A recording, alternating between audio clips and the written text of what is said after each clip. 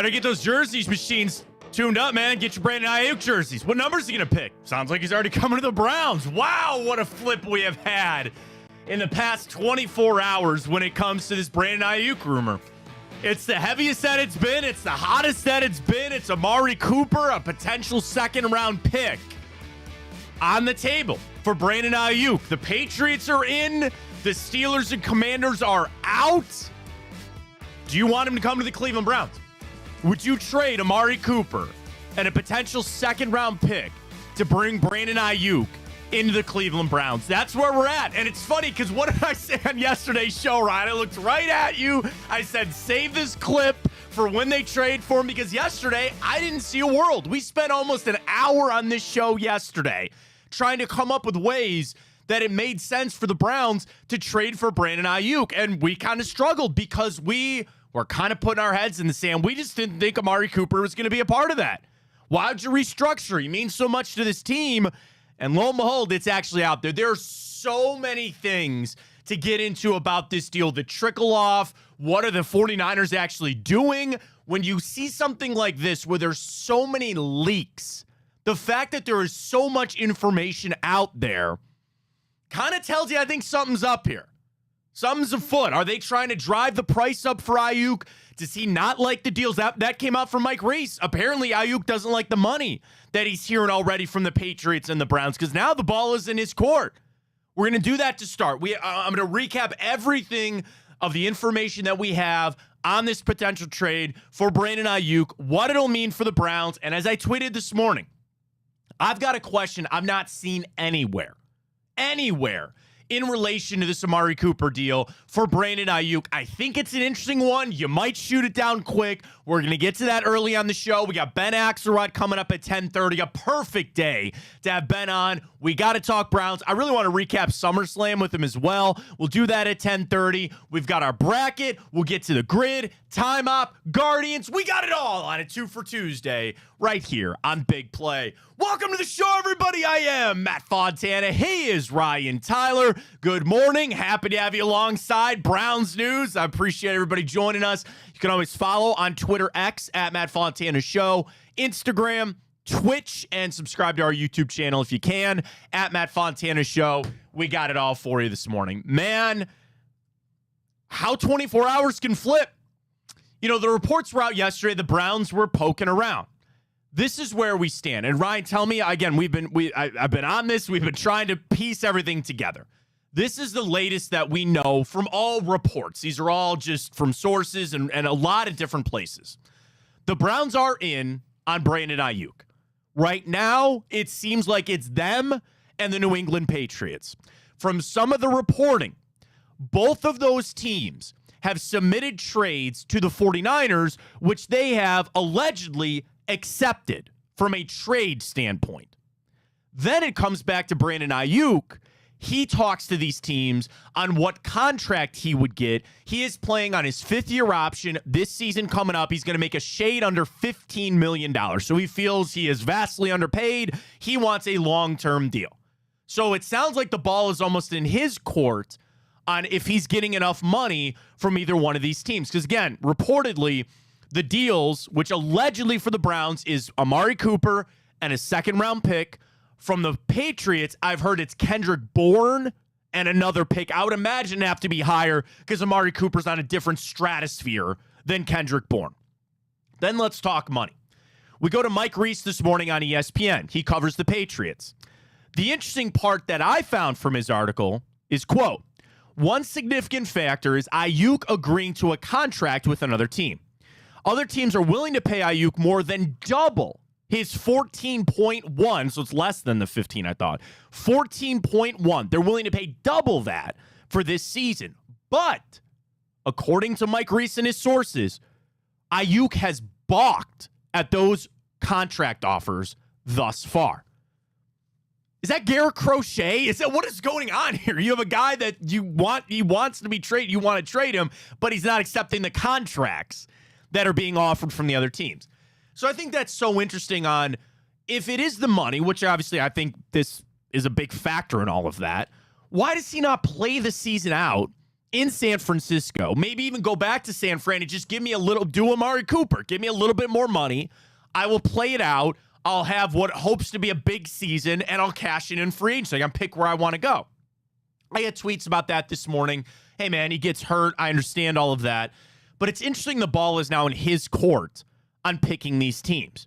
The other thing, and Ben actually tweeted this morning, and we'll talk to him at 10:30 about it, is it not interesting that all of this is getting leaked out?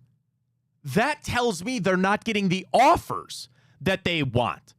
And maybe even specifically from the Pittsburgh Steelers, who apparently have been courting, and them and the Patriots have been on Brandon Aiyuk for months, it sounds like.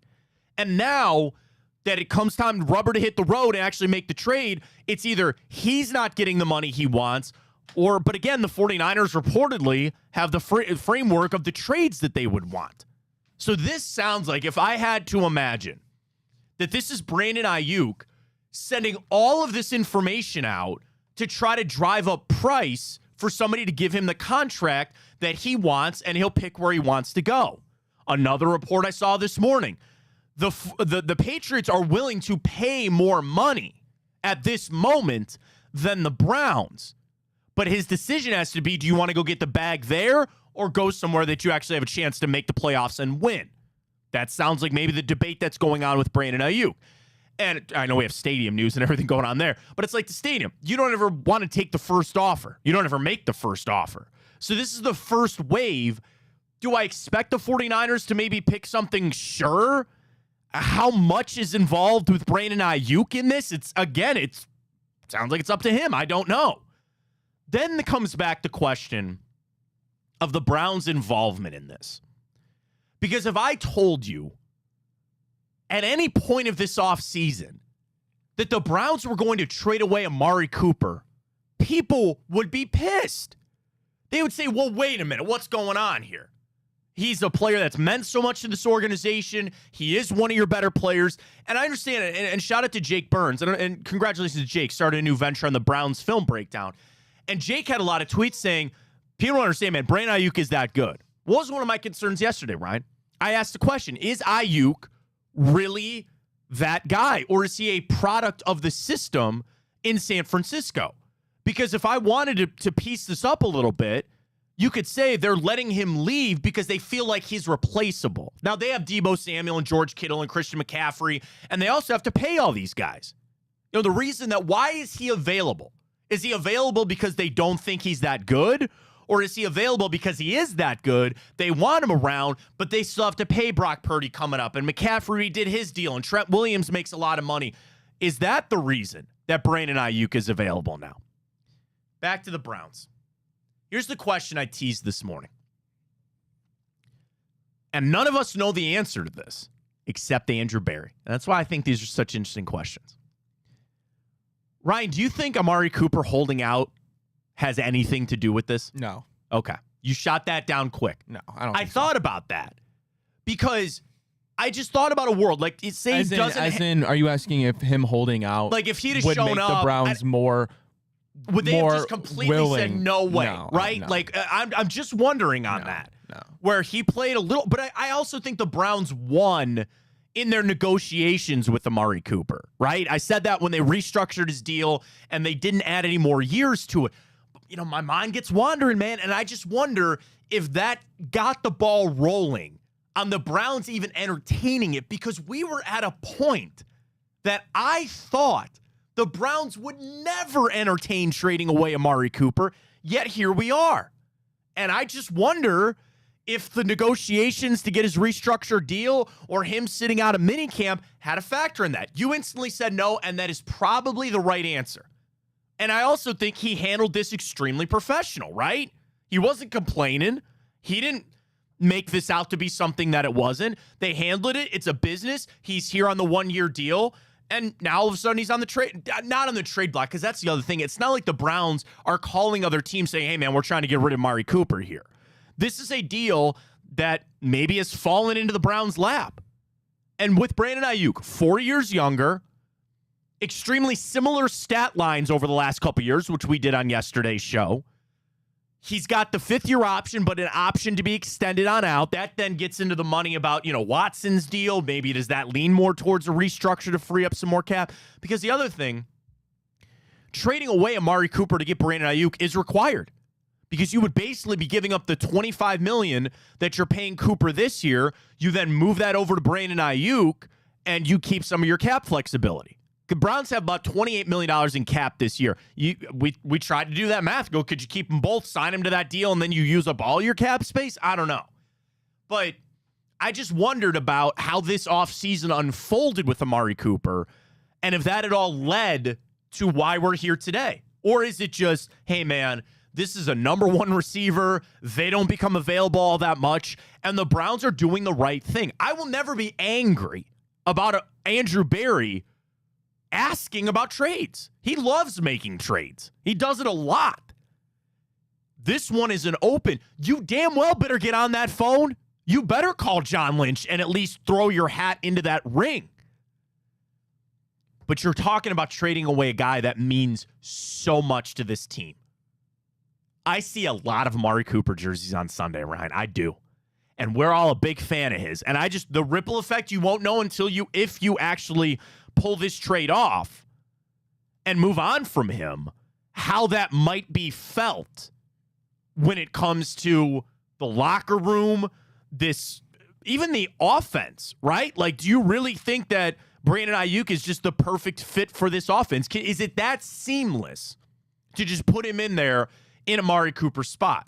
And if you are going to do it now. Get him in here for preseason. Get him in here for practice to get on the same page with Deshaun Watson. And also knowing there is a future there with Brandon Aiyuk. As much as we wanted to try to create a future with Amari Cooper, this offseason told you this was going to be his last year here in Cleveland.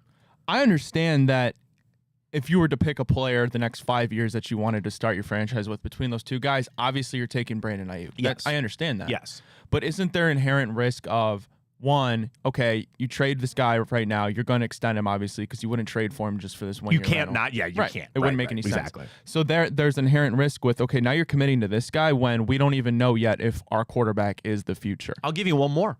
You don't even know about the other wide receiver that you traded for and invested your future in. And you don't even know about Jerry Jeudy yet. And I said this on yesterday's show. With Deshaun Watson, there's already so much weighing on this season. It's not like Amari Cooper. Well, Amari Cooper is your best wide receiver. I don't think it's right now an immediate upgrade from Brandon Aiyuk. Like, I get the whole age longevity thing, but I don't think Brandon Aiyuk is that much better than Amari Cooper is at this point right now heading into next season. And I default to I've seen him here. And I want, and as crucial as it's going to be for Deshaun Watson next season, one, this is a guy Deshaun Watson did call the best receiver in the NFL. Two, I want as little a variable change heading into next year as possible. I want everything to be comfortable for Deshaun Watson.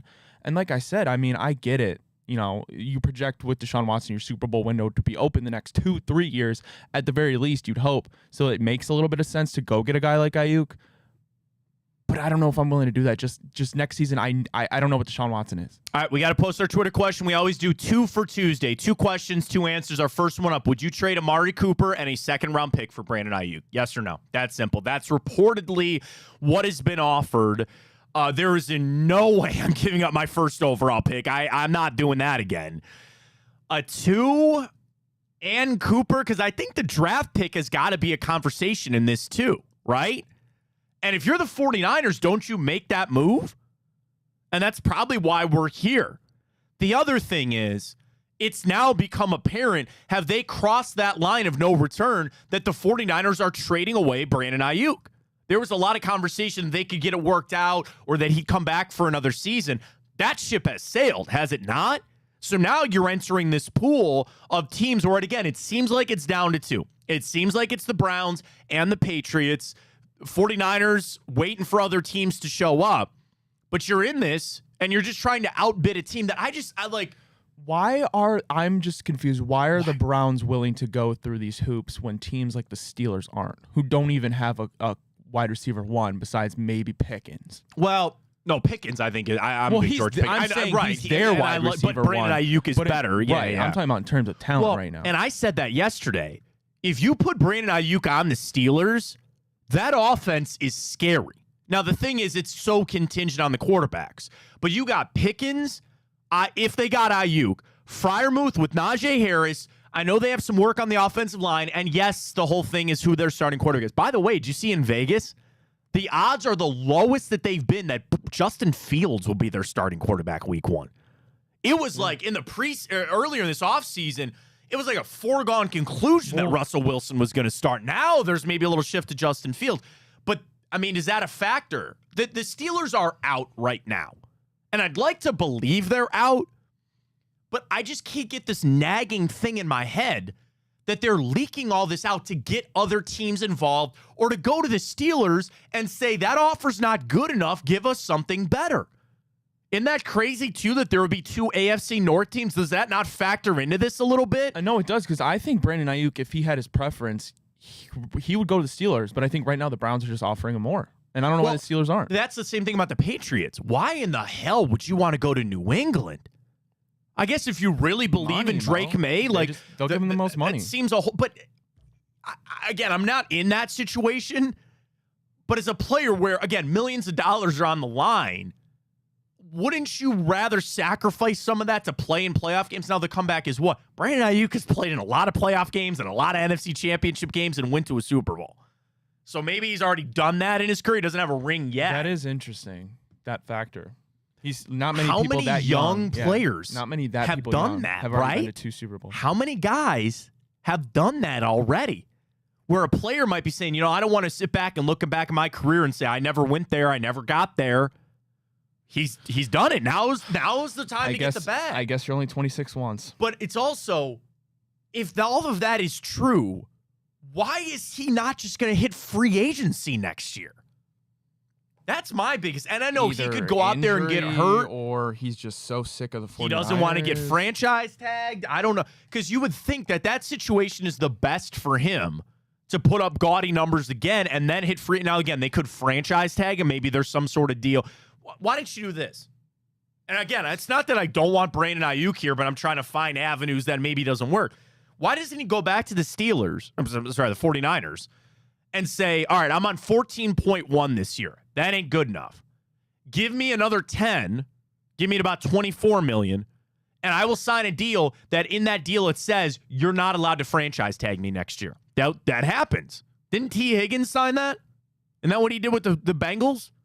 But I'm saying that has happened in the NFL before. You sign a deal to get a raise this season, and in the deal it says the team is not allowed to franchise tag you. And for the 49ers, they might sit there and say, what? Oh, we don't even want to mess with that because you're gone. Like, we'd rather get the most amount of value that we can out of you right now, and we're trading you. Because, again, it goes back to, have they crossed that line? Are they beyond that line where it's like, they're trading them no matter what? This all feels fake, Matt. Something's not jiving, right? Something's not right in this whole thing. I'm shocked the Browns would not only be willing to do this, but the way the reporting seems is they really want to get ahead and truly be the team that has their neck in it. Do you want to know what team. Stinks? It doesn't in this? make sense to me. Something stinks. I think it's all a ploy. You know what stinks is that it's all out there. Yeah, you're right. I'm telling you, there's something off about this. There's something not. I don't think it's gonna happen. First of all, I don't think it's gonna happen. You cast your vote, are you? So you wouldn't do the deal?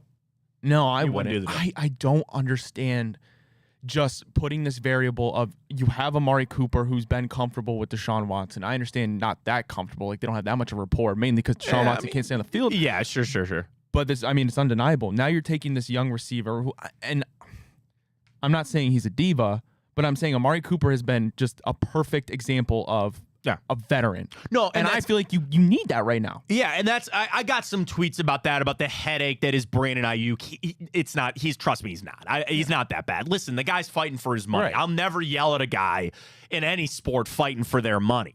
And Amari that's what Cooper he's doing. is just so freaking good. I mean, okay, I'm going to play devil's advocate here for a second, okay? I don't get it. Here's what you would say. Number one, the age is undeniable. 4-year difference, okay, fine. Number two, Amari Cooper, same thing with Brandon Aiyuk, though. Amari Cooper has been injured the 2 seasons that he's been here, and he's had to fight through those injuries. Number three, the future of this team. You, me, and everybody know that Amari Cooper's not here in I'm not even talk 2025. He's not here in 2026. And you would be making this move to do what? To further say, we're all in on Deshaun Watson. If you make this move, I think that is an opinion there of that they're all in on Deshaun Watson, and this is going to be another 5-year run with him. That's what I said, because why would, if you're making that trade, that's what you're saying. But then at the flip side, I mean, wouldn't you almost just, I just feel like I'm in such of the minority in this. I think what Amari Cooper did last year, he can do this year, and I think he could do even another year after that. I understand he's going to be 32, 33, but I mean, that's not like it's not like that's the guillotine cutoff. Like, no, you see Devontae Adams point, playing well, a little older. At that point, maybe just do the model of, okay, we have him on this year with the Rays. Do that same thing next year. You have your first round pick. Then go get a receiver. Then by the time Amari Cooper truly will be out the door, you have, hopefully, if you nail your number one first round pick and a wide receiver, and then you'll have the money to pay him that. Yeah, no, 100%, and that's why it's so.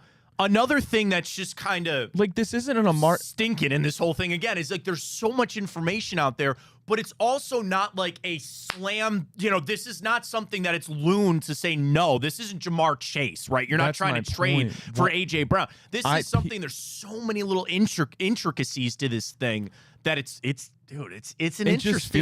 It feels like you would think, by the way people talk about it, Amari Cooper would be out there hobbling and he's limping and he has a cane. What did you say earlier before we started the show? Who's the name you brought up earlier? You're like, man, this is eerily reminiscent, is it not? Yeah, I said Odell. Of an Odell type trade. Remember that? That's the same thing. And Remember that? And I'm not saying that that's a totally comparable situation. No. But my point being is, I understand, Brandon Aiyuk is an up-and-coming receiver, and he's great. But that's not, I don't think that's a hole we need to patch. I think Amari Cooper is going to have. But right now, no. Next year, that is a hole to patch. Sure. Next year, it is. You're right. And that's the other thing, too. At this point, if you make this trade, you are also just waving the flag. We don't think Cedric Tillman's going to be very good. And that's what I'm saying. Or that we're not going to draft a receiver next year. And again, you have other problems. You could draft me a left tackle if you need to and open things up. And I do believe this. I think the Browns, they weren't out there seeking this, but it just happened to come to fruition and maybe fall into their lap. They say, don't look a gift horse in the mouth, right? This is something that I don't think they were out there trying to trade away Amari Cooper. This is just what happened. This is what became available, and you only have so many players you can trade away, and especially for the 49ers to say, we have to have a receiver.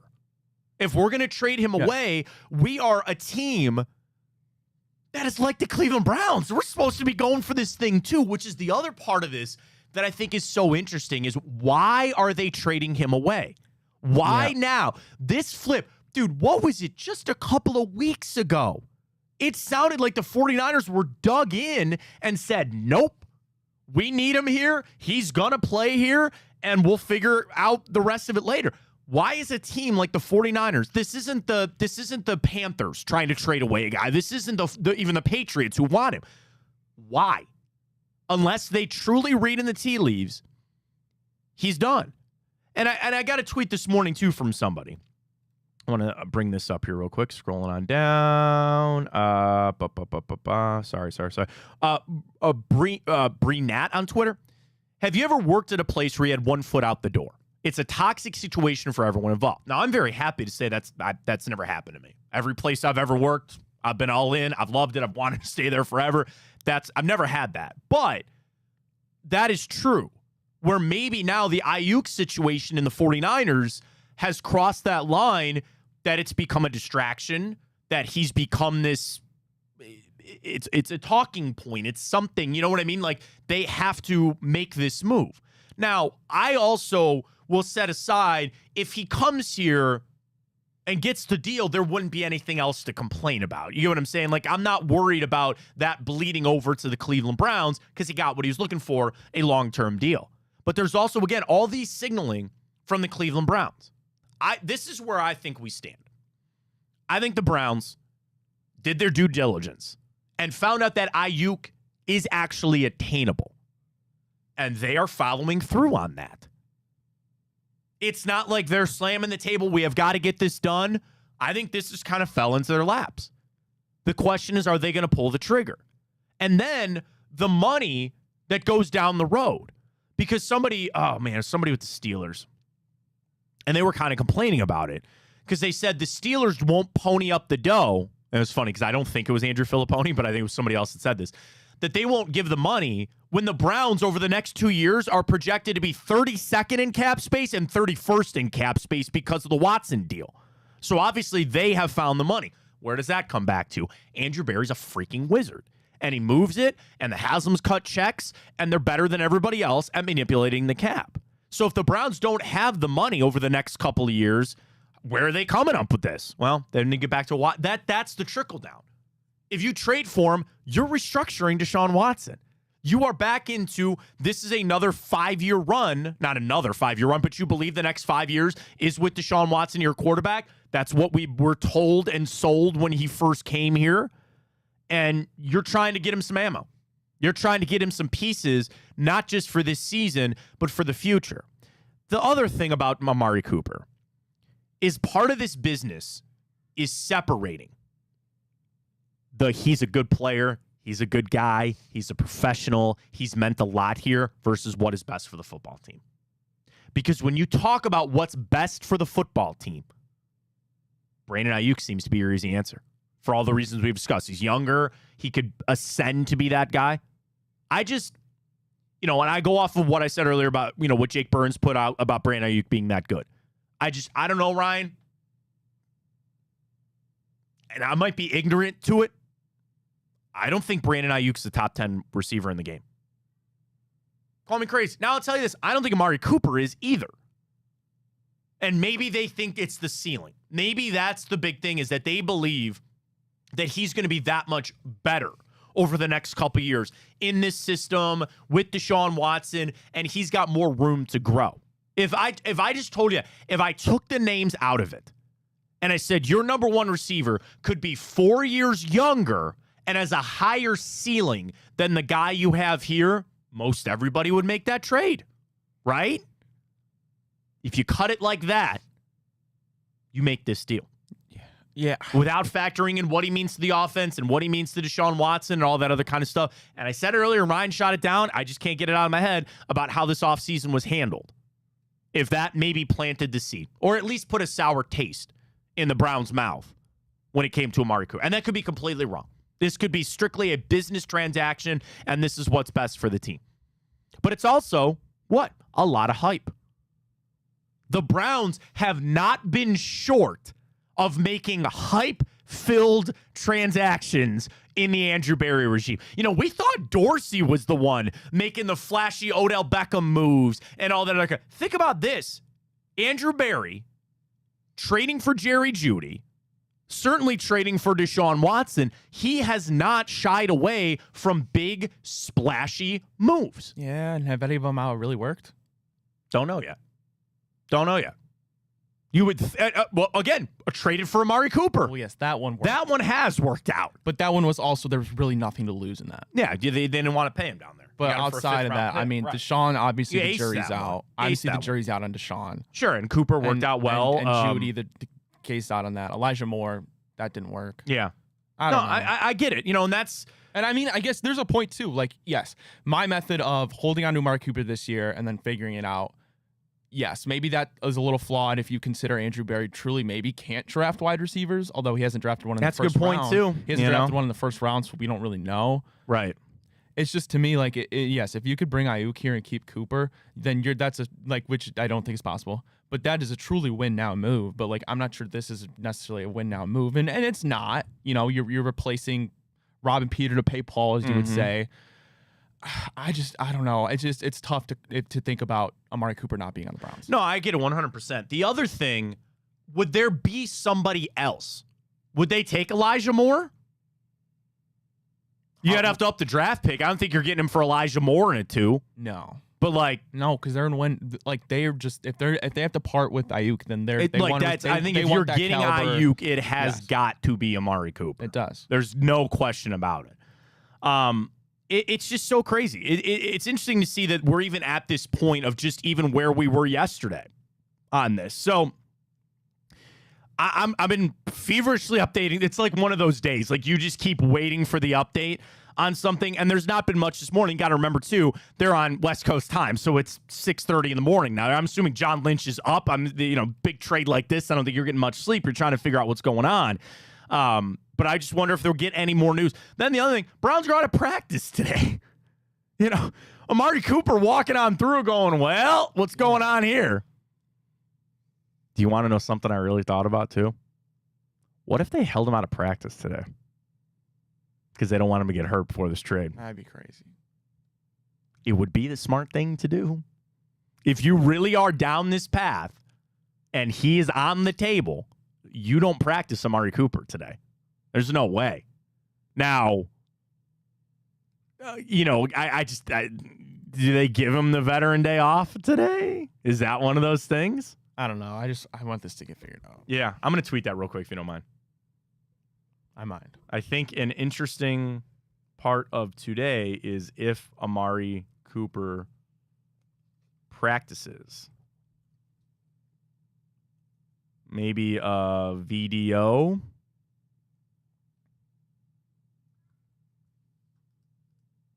Wouldn't that be something? They just gave him a little veteran day off today. That would then give you a little signal that they're maybe crossing the goal line, so to speak, on all this kind of stuff. But we'll find that out a little bit this afternoon. That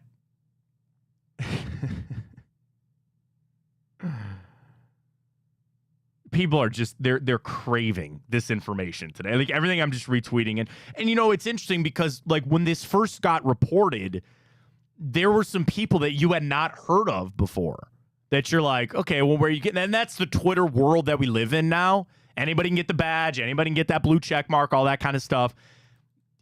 Where's the information? And there was a point that you didn't hear this from Schefter. You didn't hear this from Ian Rappaport. Now, that came out this morning. That started coming out this morning with Mike Reese, who covers the Patriots.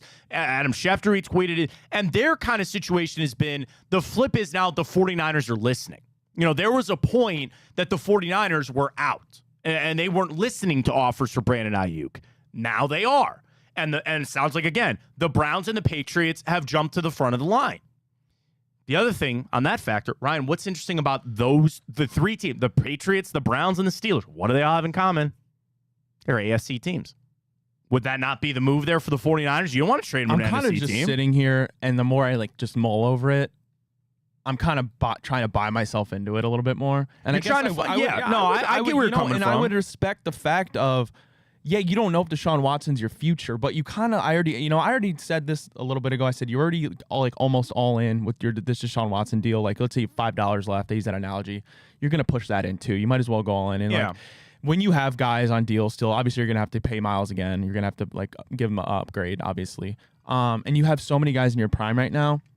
Then I guess, go give yourself a little bit, even more comfort for your Super Bowl window. Sure, and that's no matter what happens with Deshaun Watson, you would want a guy like here with Brandon Aiyuk to go get another quarterback or whatever, but I just think that signals and ties that they are thinking in the long term. The other thing, would they have given Jerry Jeudy the money that they did had they known that Brandon Aiyuk, and you can't live in that bubble, you can't live in that vacuum of going like, I just wish we could go back, because I would tell you, I'd rather have Brandon Aiyuk and Amari Cooper here as opposed to Jerry Jeudy. And that's a shot at Jerry Jeudy, and we don't know what it is, and that's the bet that we've made, and we've got to lay in it. But it's interesting to see if this stuff was happening around the draft. I think Brandon Aiyuk might be here instead of Jerry Jeudy. Yeah, I mean. But then you wouldn't have Mike Hall because you probably would have had to given up that big. Like, here comes all your little trickle-down And I mean, think stuff. about a team like the Titans, right? Obviously, like you said, you can't operate in that bubble and wait and hope something better comes along, like Aiyuk being available. But, like, you threw the bag at Calvin Ridley, who's also Amari Cooper's age, and you could have waited and maybe gotten the Aiyuk sweepstakes, get yourself a wide receiver 1 for the next 4 years with your rookie quarterback on a rookie deal, but like you said, you can't wait. No, you can't. And the thing is, the 49ers are going to be the ones up against the clock. And again, I guess every team involved in this. I would imagine this gets done this week. Preseason games for most teams start this weekend. And we have the Hall of Fame game. You're wasting training camp practices. You don't want to wait. And it's also, I think the Browns need to rip the Band-Aid off one way or another. You either pull this trade off or shut it down. because you don't want this lingering over for days and weeks. Like, today is going to be an extremely awkward day out there in Berea anyway. Chad O'Shea's supposed to talk. He's the receivers coach. Kevin Stefanski this afternoon. Like, you don't want this stuff lingering around. You either need to make the trade or not. And I guess it is part of the business, but just how awkward is that for Amari Cooper to be walking in that facility today? And then also for all the fans, or I'm sorry, all the players sitting there going, yeah, what's going on over here? What are we doing here? And on top of all the other moves that we think the Browns have to do, the restructure that's potential for Watson, all the other deals that they have to get done. But what an offseason that would be to flip going from Amari Cooper and Elijah Moore to Brandon Aiyuk and Jerry Jeudy. We're on the potential precipice of that happening.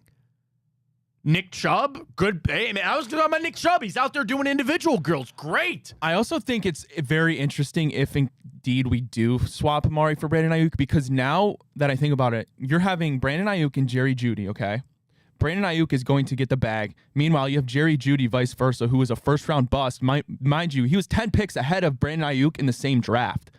Now I'm wondering, he is something to prove, like, maybe I can go be the wide receiver one on this team. Like, I don't know. That's just an interesting dichotomy. You have a guy drafted earlier in the same draft who's been a failed first-round draft pick so far, and you have an up-and-coming Brandon Aiyuk who's drafted later and is going to get paid way more than Jerry Jeudy. No, and there's an element that those guys are going to get paid again, right? No matter what deals they get, they want to produce.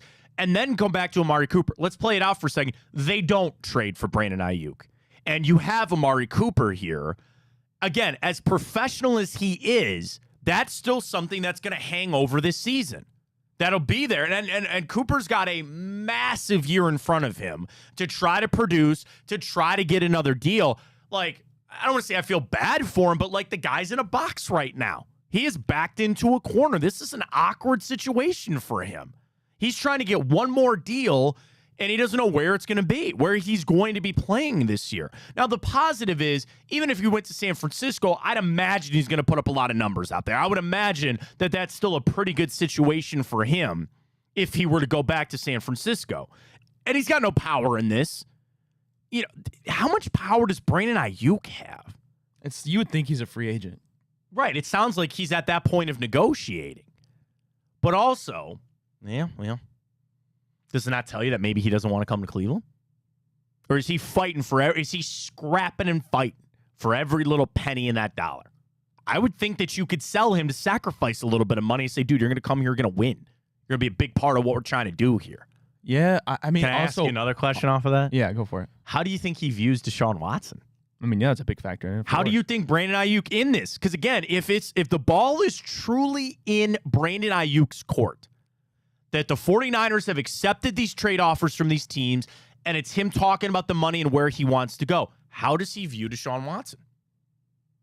Now, you could sell him, you're number one on an offense with all of these players, and we think Deshaun Watson's going to be it. Now, Aiyuk could say, you pay me the bag and I don't really care. You know what I'm saying? Like, you give me the money that I'm looking for, and yeah, you hope Deshaun Watson comes back to form and turns it all around and that kind of stuff.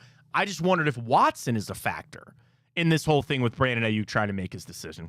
All right, we've got no new news this morning as we roll through on anything when it comes to the Aiyuk, Amari Cooper deal, whatever it might be.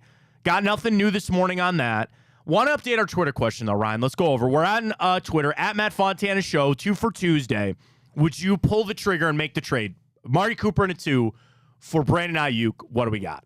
56.6% say no, so it's pretty close. Pretty close. Any responses in that Twitter Yeah, Mike, inbox? besides having to sign Aiyuk to contract extension, in fact, that Cooper is the wide receiver equivalent to Nick Chubb in the locker room, I don't like this at all. Okay. Jason, anyone saying no, when has Barry shown the ability to draft a wide receiver? You brought that up earlier. Good point. Ryan, assuming people don't realize he'd be locked up for 3 to 4 years and Amari's gone this year based off of the voting.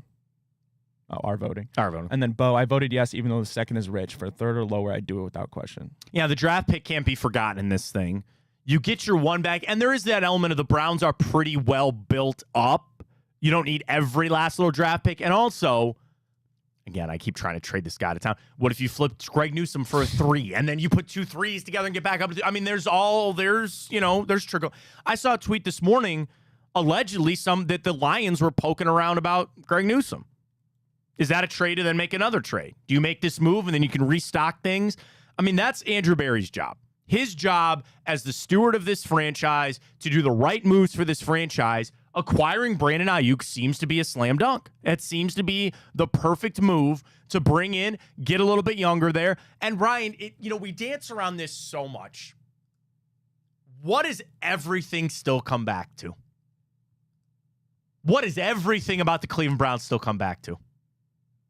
Deshaun Watson. Deshaun Watson. You could get me Brandon Aiyuk, and that's fantastic. And him and Judy and Njoku and Nick Chubb's back off the injury, and that's great. Deshaun Watson plays bad. We're not going anywhere anyway. You want to glitz and glam it up and do all this other kind of stuff? Would it be an upgrade? Yeah, maybe. Sure, fine. It all still comes back. There's a damn fly in here. I don't know how it got in here. It all still comes back to what? What are you going to get out of Deshaun Watson? That is the story that you, me, Ryan, we've been sick about talking about because there's no point in talking about it anymore. We will find out game 1 against the Cowboys. Every article this offseason, the X factor for the Cleveland Browns or the biggest key for the Cleveland Browns, it all comes back to Deshaun Watson. Don't lose sight of that either. Don't lose sight that if they go and trade for Brandon Aiyuk, make this move, it still falls back on Deshaun Watson. Maybe even more, right? Because the pressure that's on Watson of the contract, of what you gave up, you have done everything under the sun to get him the help that he needs. There are no more excuses if you pull this off. He knows that. I know that. Watch all the grainy practice footage you can. He looks like he's doing fine. We'll see. But I'm trying to think. I'm trying to see, if there's been anything else this morning. That's it. So that's where we stand. I would imagine one way or another by midday there's going to be something. There's going to be either the trade has happened, there's somebody else involved.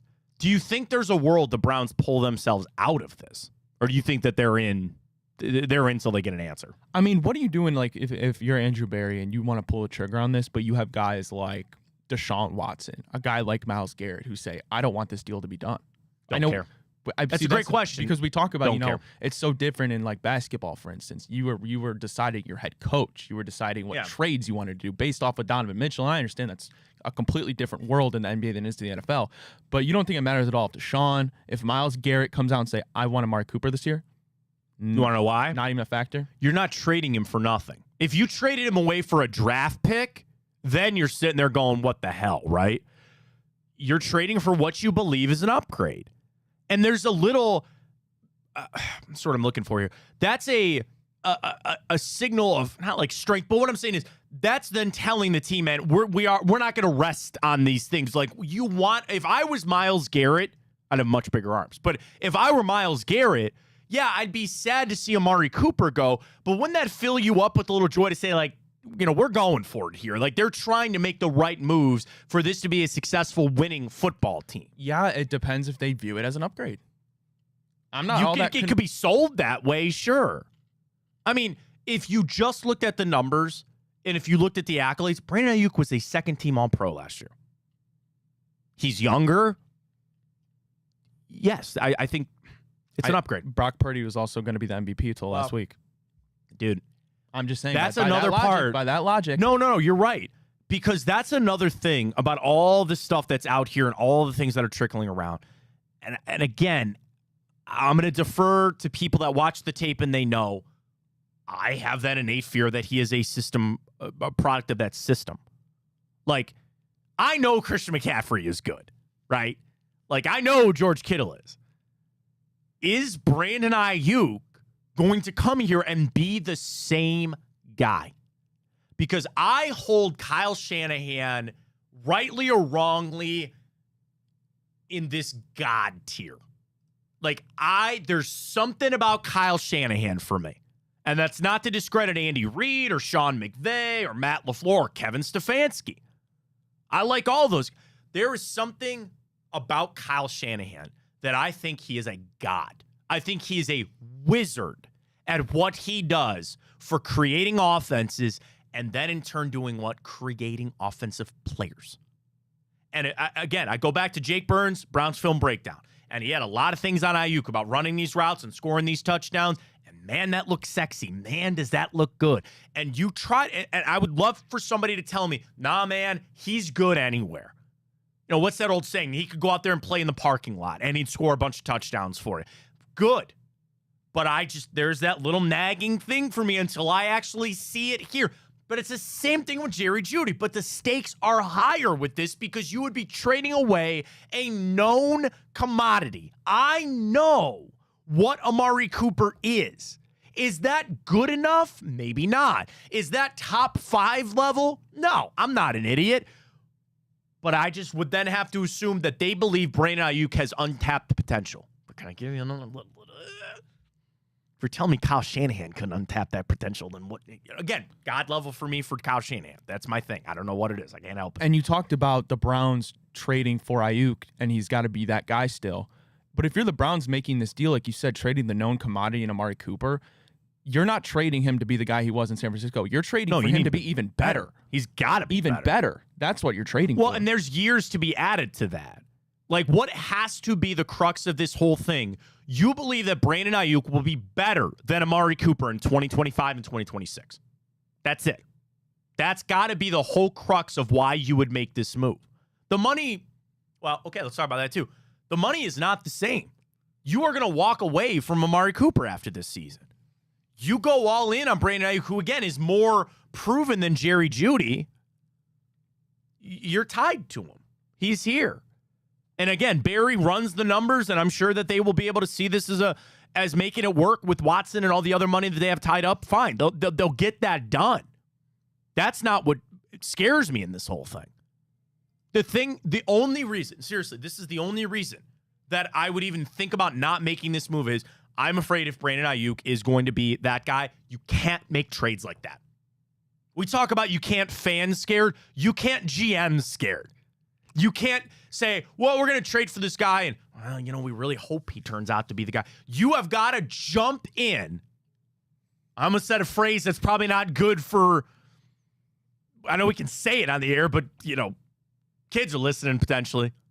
You got to go boys deep into this thing. And you got to dive in and you go, Brandon Aiyuk is going to be the best receiver in football, and that's why we want him here.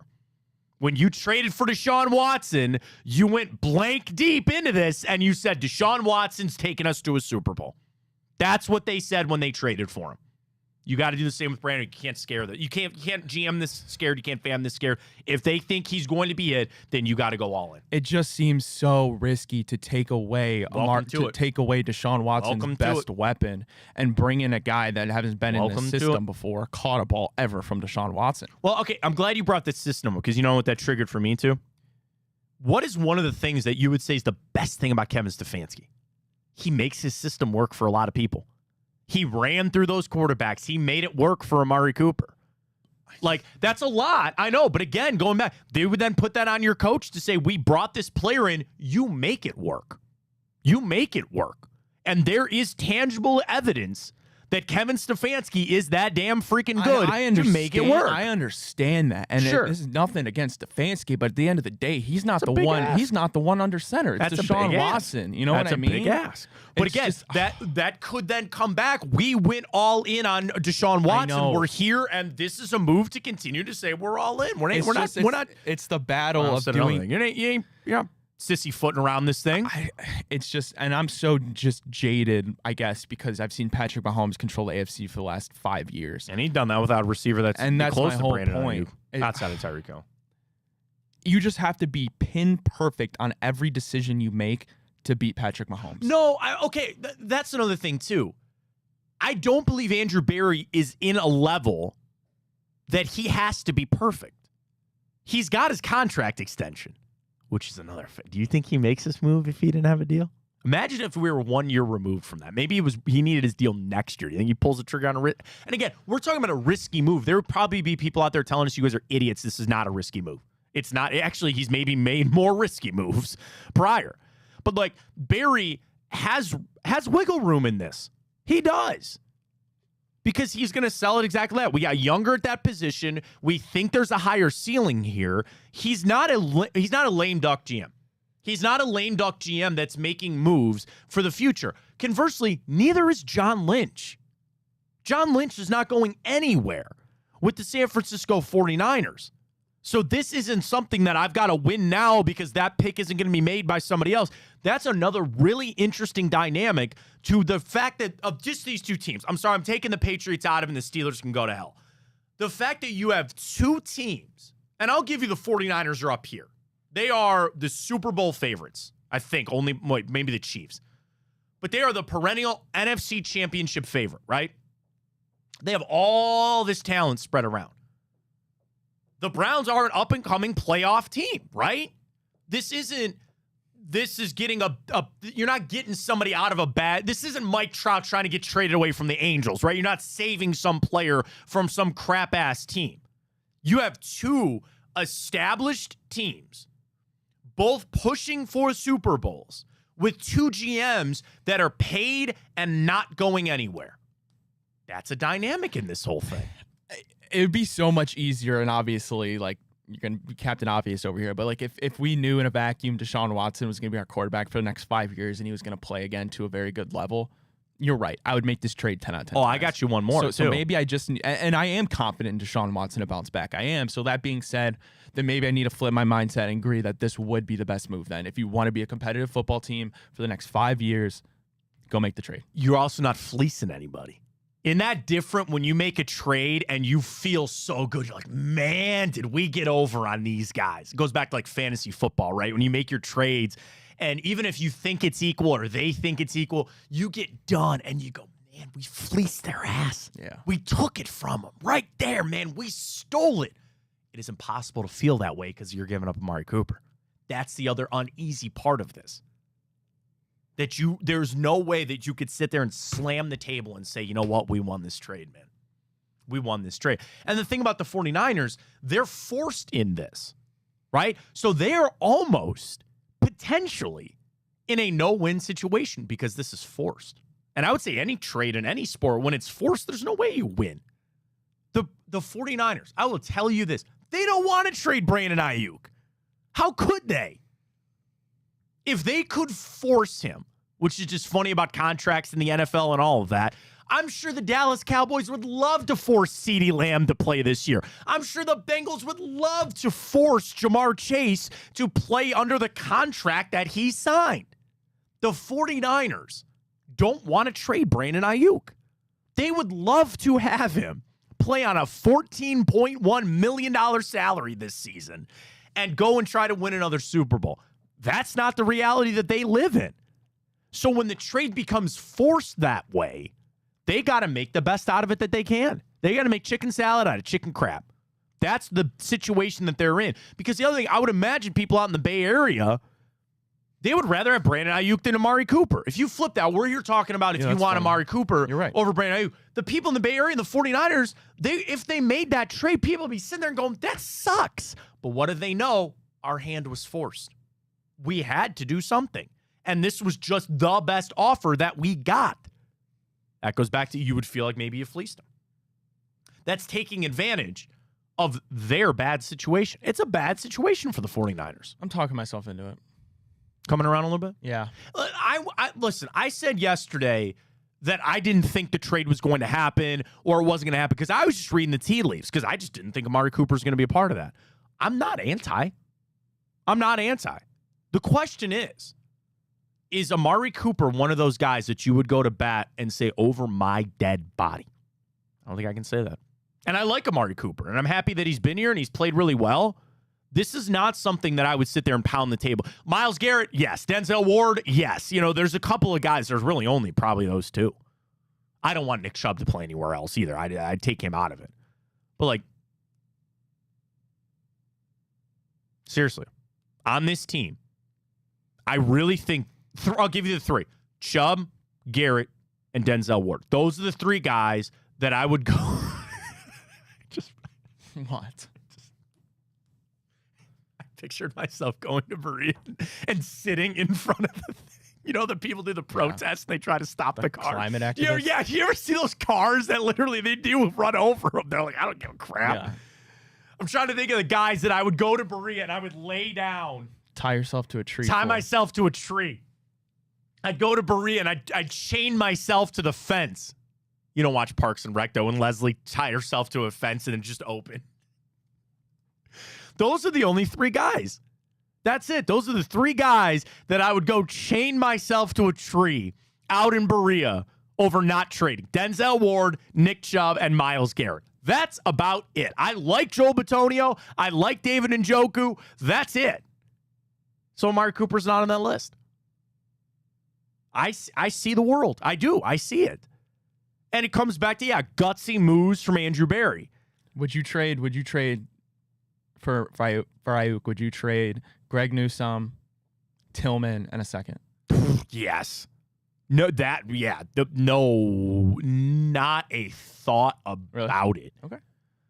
But okay, so the issue is then you would eat up. Well, no, because then you get Newsome off the books. You'd free up a little, but his money's big next year on the 5th-year option. What's Greg Newsome's contract? Newsome, Mike Hall in a second. No, I don't want to give him Mike Hall. He's Aaron Donald, man. Come on. So Mike Hall's untouchable. But Mike Hall's untouchable. Zadarius Smith said he's Aaron Donald. I ain't giving up Mike Hall. Now, again, Newsome just becomes the traded man here. Dude, he's only got a cap hit of $4 million. So the only reason I brought it up is if you did include Newsome and Tillman, who's making probably, $800,000, you would then have to, dude. What if? And that trade is not reality. That's just not going to happen. But let's say you did that. You tried to keep Amari Cooper. Could you sell then to Brandon Aiyuk? Here's a new deal. Here's a fat freaking signing bonus, but you're going to play on that $14 million, and then we'll give you your money later. I feel like you would do that. Does that work with Amari Cooper? Would he not be scorned to sit there and say, F that? I'm out of here. Angela says Newsome, Conklin, and a third. Okay, I'd do that too. I would. That'd free up more space on Jack Conklin. Yeah, that'd be nice. They're not going to do that, though. There's no way. They need a receiver. They said they want a receiver. And so if you want to throw Elijah Moore into that, sure. The thing is, imagine that you've got $25 million invested in Amari Cooper. You've got, I'm just going to say $24 million in Brandon Aiyuk, and then you're still paying Jerry Jeudy all that money this year, too. That's a lot. And then you still want to get some balls to Cedric Tillman and see what he's got. It's a spoil of riches. And I get, you just want more. Because that's the other part of this, too, bro. We got to figure out, again, does Brandon Aiyuk fit? You don't know that until you get him here, until you make that trade. You have no idea. But they got to believe of what they see in the system and believe that he's going to be the guy. I don't see much else. I haven't seen anything else this morning. I thought about this. Tell me about your idea here on this segment. Okay. An idea that just randomly, I would just go on Twitter and I'll just read on what's on my timeline. So, first up, Cleveland.com, Myles Garrett participating in team drills. It's Dwan Jones' birthday. I'm going to have to put that down for Time Hop for today. Did not have that one in there. Dwan Jones, happy birthday. Brian Windhurst, what to expect for Team USA Brazil. 29.5 today. 3:30. Would you trade Dwan Jones? No. Dude, no. See, we're getting attached to players that, and I get it, but that's the funny part about trades is, that's why it's so different for GMs. We just get attached to these players. I know. Cavs are doing something with Game of Thrones on players that would most likely to claim a dragon, and they say Darius Targaryen. That's a pretty good one, Darius Garland. Here's an MMA update for Umar Nurmagomedov, who's getting a title fight. Not reading that one. More for you, Cleveland. It's officially silly season here. Adesanya or Duplessis? I hate Dreckus Duplessis, man. I really don't like him, so I would take Adesanya, but I think he might be cooked a little bit. I don't know. A swimmer representing Great Britain in the Olympics has an issue with the fish that was being served to athletes. Did you hear that it was vegan, and then they all had to yell to get actual meat served there in the Paris Olympics? Scott Petrak, Day 9 log, Bubba Ventrone. Kamala Harris has picked Tim Walz as her vice president. I was having this debate with my friend. If I gave you, or I'll just put it this way. Okay. What do you think you'd be able to do first? If you had unlimited tries, what do you think you'd be able to accomplish first, okay? Okay.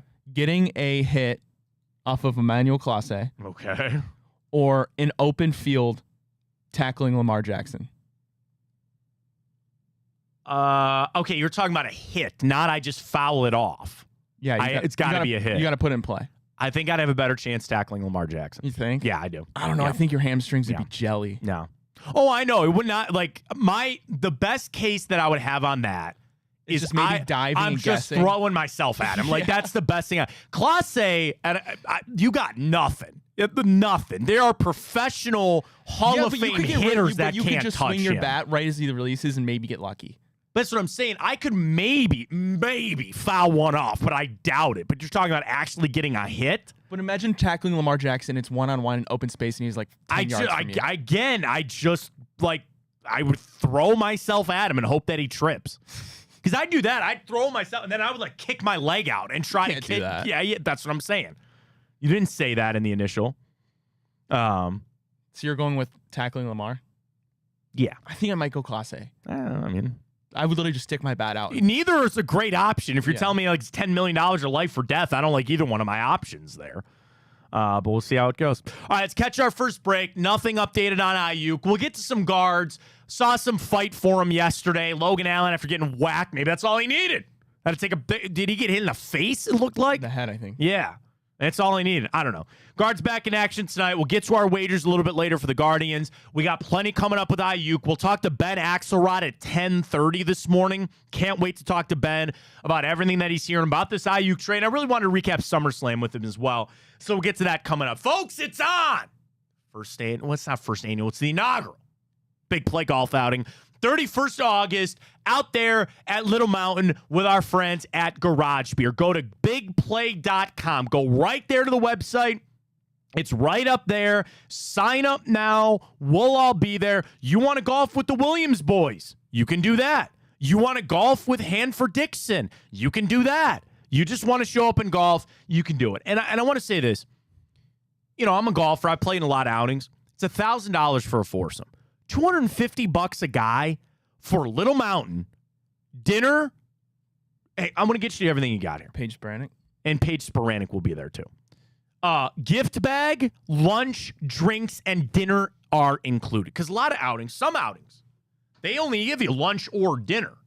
This one's lunch and dinner. It's a 1 o'clock shotgun. It's in the afternoon. We're going to have a lot of fun. Little Mountain is in great shape. We should probably go out there and I've been all over that course, but I just want to find an excuse to go out there and golf. So we'll be there. Go to bigplay.com and it'll take you right to the Eventbrite page. Foursomes are available. We only have a few left, as I understand. Jimmy will be out there to shoot pin shot, which will be a lot of fun. And we do have a charity element to this. If you have a charity out there or a charity that's near and dear to your heart, we want you there. We want on-hole activation. All proceeds for that activation will go directly to you, and we're also going to supply you with a prize that you can give away, auction off, whatever you want to do. We have plenty of those spots available for charity activation. So again, if you run a charity, you're involved with a charity, please go check out our website, bigplay.com, to get involved with our golf outing coming up on August 31st. There's tickets, too, if you just want to come for the dinner and drinks to hang out with us. It's going to be a lot of fun. We got to do some Q&As while we're there, right? Yeah. Could you imagine a little stage up there with Greg and Bruce and Josh up there shooting the crap about the Browns? Reflog, he's there. It's going to be so much fun, man. I'm really looking forward to this. So again, bigplay.com. Get your foursome. There's availability. You can do a threesome with Hanford Dixon, you and two of your buddies. You can do you and a buddy and go play with Greg and Blake Williams. That dude, tell me as a Browns fan, you wouldn't want to go do that. Yeah, that'd be sweet. You know, it's funny. I saw the clip from Come Get Some where he talked about the famous Tony thing. He's like, "Are you Tony?" Imagine those stories you get from Greg and Blake out there on the course. It'd be a lot of fun. So go to bigplay.com, check it out there, and we will see you at Little Mountain on August 31st. It's going to be a lot of fun. Mike tweets. He goes, "Ryan, while tackling Lamar would be tough, trust me, Matt, it'd be luck to foul off a pitch at very least. At least you're chasing Lamar." I agree. He said your best bet would be you hope you're running after Lamar and he pulls a hammy. But here's my point, Matt. Lamar Jackson is so much faster, so much stronger, so much more athletic than me. I don't even think I could guess on tackle him. Even if I guess correctly, he's stiff-arming my skull into the turf. Right. Emmanuel Clase, I'm by no stretch of imagination, am I saying it's easy, but if I had a limited tries, Bro, as soon as his ball's up here, I'm swinging and just praying. Okay. And I think that's a little bit more likely luck of You being played able- baseball like I did Yes. growing up. So And you I'm- knew guys that threw hard, Yes. right? You cannot account for that movement. It's not I a understand straight that. fastball. I'm not over here saying I'm going to hit it. And then he's going to snap off. I know he doesn't throw off speed stuff, but like even You're missing my point. I get what you're saying. I think I understand what could you're have saying. some luck and trust hit an me, I do. Emmanuel Clase ball way more than even if I had a luck. I'm not even if I get to Lamar, I guess correctly. I don't think I'm strong enough But to bring him down. what I'm saying is it's not a foul ball. It's not I got wood on the I ball. understand It's that I'm trying to put it in play. Correct. I understand that. Could you imagine trying to bunt against him? I'd take it straight in the face. Oh, my fingers, I would be terrible. like, yeah, nope. Terrible. Not doing it. All right, let's catch our break. We come back. Plenty more with Aiyuk. Coming up at 10:30, we got Ben Axelrod. We'll dive into the grid quickly because we redeemed ourselves yesterday with Wordle. Purple elephants. I told you about that. All you got to do is say purple elephants and it'll stop your sneeze. I don't think that works. I just did it. I think that was fake. No, I just was about. You tell me that face was not real, that I was about to sneeze. And I said purple elephants and it stopped myself. Purple elephants and all. Coming your way next. Big play. Stay with us. We got to get to the grid. That's coming up as well. Oh, sorry. Well, how do they know I'm doing this? Did somebody leak this out? It's social media. Oh. It's just that's the way social media works now. I thought maybe you were just running that yap.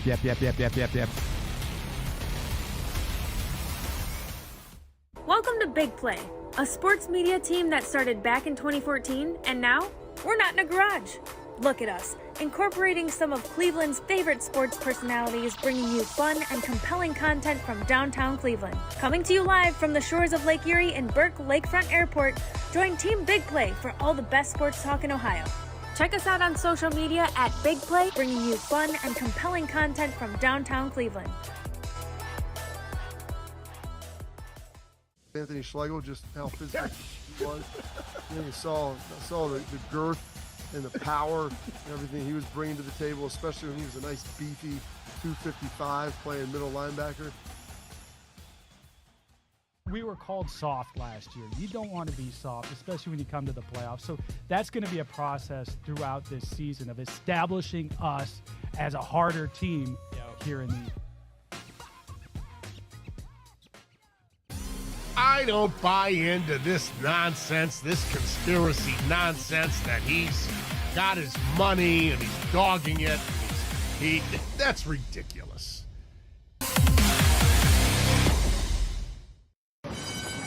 They're off in the Kentucky Derby as Authentic takes them around the far turn. Tis the laws making his move now, and they're into the stretch. These two stride for stride. Authentic, tis the law. Here's the wire. Authentic has won the Kentucky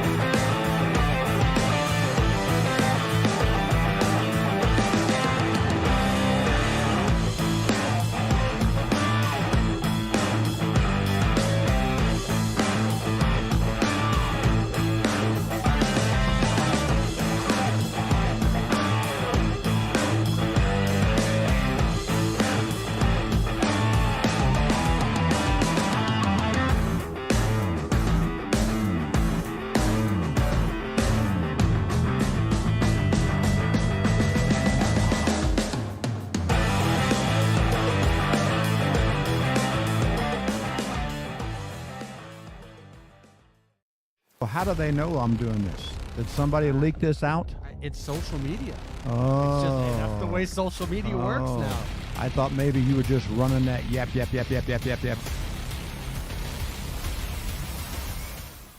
Welcome to Big Play, a sports media team that started back in 2014, and now we're not in a garage.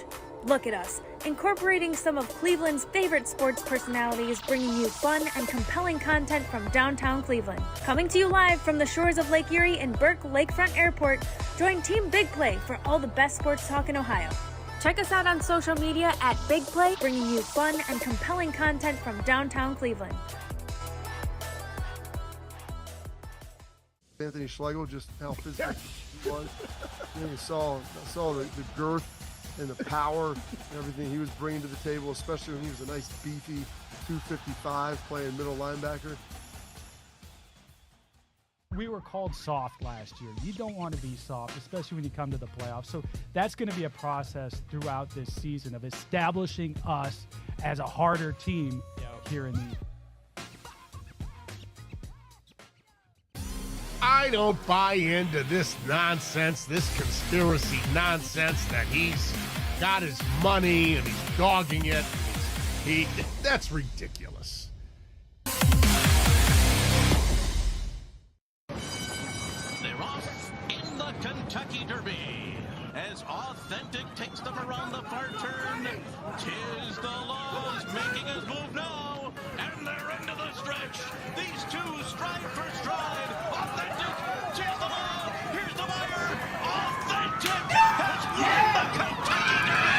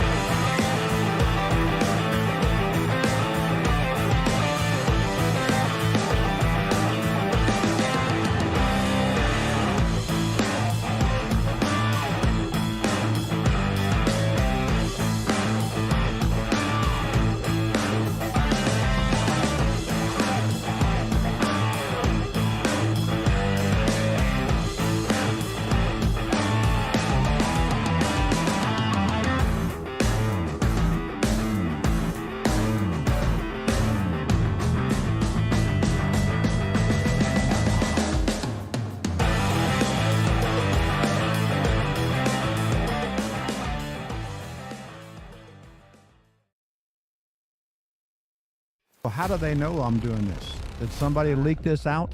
It's social media. Oh. It's just that's the way social media works now. I thought maybe you were just running that yap.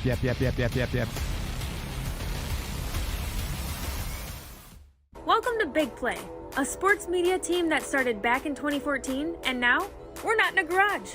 Look at us, incorporating some of Cleveland's favorite sports personalities, bringing you fun and compelling content from downtown Cleveland. Coming to you live from the shores of Lake Erie and Burke Lakefront Airport, join Team Big Play for all the best sports talk in Ohio. Check us out on social media at Big Play, bringing you fun and compelling content from downtown Cleveland. Anthony Schlegel, just how physical he was. You saw the girth and the power and everything he was bringing to the table, especially when he was a nice beefy 255 playing middle linebacker. We were called soft last year. You don't want to be soft, especially when you come to the playoffs. So that's going to be a process throughout this season of establishing us as a harder team here in the.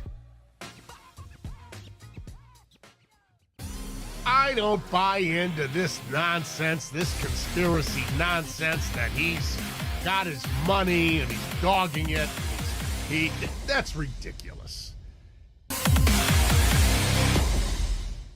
They're off in the Kentucky Derby as Authentic takes them around the far turn.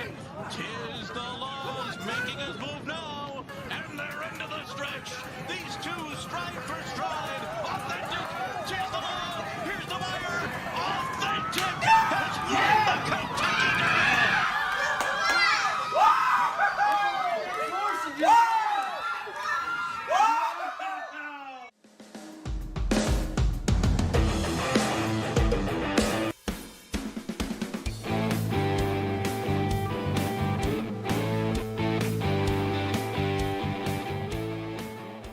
All right, welcome back. My bad. Ryan, think long and hard before you have kids. It's nothing serious. But I'm not having them. No, it's all good. I apologize. The pediatrician called back. That's a phone call you got to take. We're back. I appreciate everybody hanging out with us. Ben Axelrod, who knows all about that with his kids, will join us coming up at 10:30. Ryan, let's run through the morning update. We got to fly because then we got to get to the grid. We got to get to bed. Should we try to do the grid with Ben? Does that count or is that cheating? All right, we'll try to get to the grid coming up with Ben Axer at 10:30. We had a lot to get to. Ryan, please take it away with the morning update. Okay, well, the Guardians fall in extras to the Diamondbacks, 7-6. Logan Allen goes 5 innings, 5 hits, 2 earned runs, 2 walks, 2 strikeouts. Yeah. Guardians look to bounce back today. Ben Lively on the mound for the Guards. You know, it's like as bad as it started for Logan Allen, everybody's sitting there saying, get him the hell out of here. And then he actually rebounds and does just fine. I was kind of happy that we got after Zach Gallen a little bit. Now, my play yesterday was the over. And one of the things I read, shout out to covers.com, Zach Gallen splits road and home. He sucks on the road. So we got after him a little bit. I was happy to see that the bats showed up. They tried to keep you alive. That was like one of those Guardiac games. Remember when they were really humming and you felt really good that they were never out of any game? Well, you kind of had that, right? They struck first. You come back. They get back after it. It's just, it sucks to not be able to finish it off. I hate that runner at second. I hate it. I love it. I hate it. Ryan, you sped the game up everywhere else. Why does that still need to be a thing? I like it. Then why do you not bunt? And I know because at that point in the 10th inning, I want to pull up the full play-by-play here. Were you not at the bottom of the lineup having a pinch hit for Rocchio and all that? Well, no, that going into no. extras. No, that was the 9th. That was the 9th, and that worked. Yeah. So, because Naylor ripped that triple. Right. That's right. And then, That was. and then How did that not get out, Schneeman man? brought him in on the fly. Well done for Schneeman. That Schneeman at bat, he worked that count. Now, I think it was 2-0. And you were sitting there like, dude, take another pitch. But when he threw that as a get me over, you put a good swing on it. You just need to get it to the outfield to get that run. I was really impressed with Daniel Schneeman's approach. You're right. Kwan was at second. Thomas, Ramirez intentionally walked. I guess you're more looking at Josh Naylor, David Fry, and going, you got to do something there. You got to move that runner over. I think the hard part was Thomas couldn't move him over.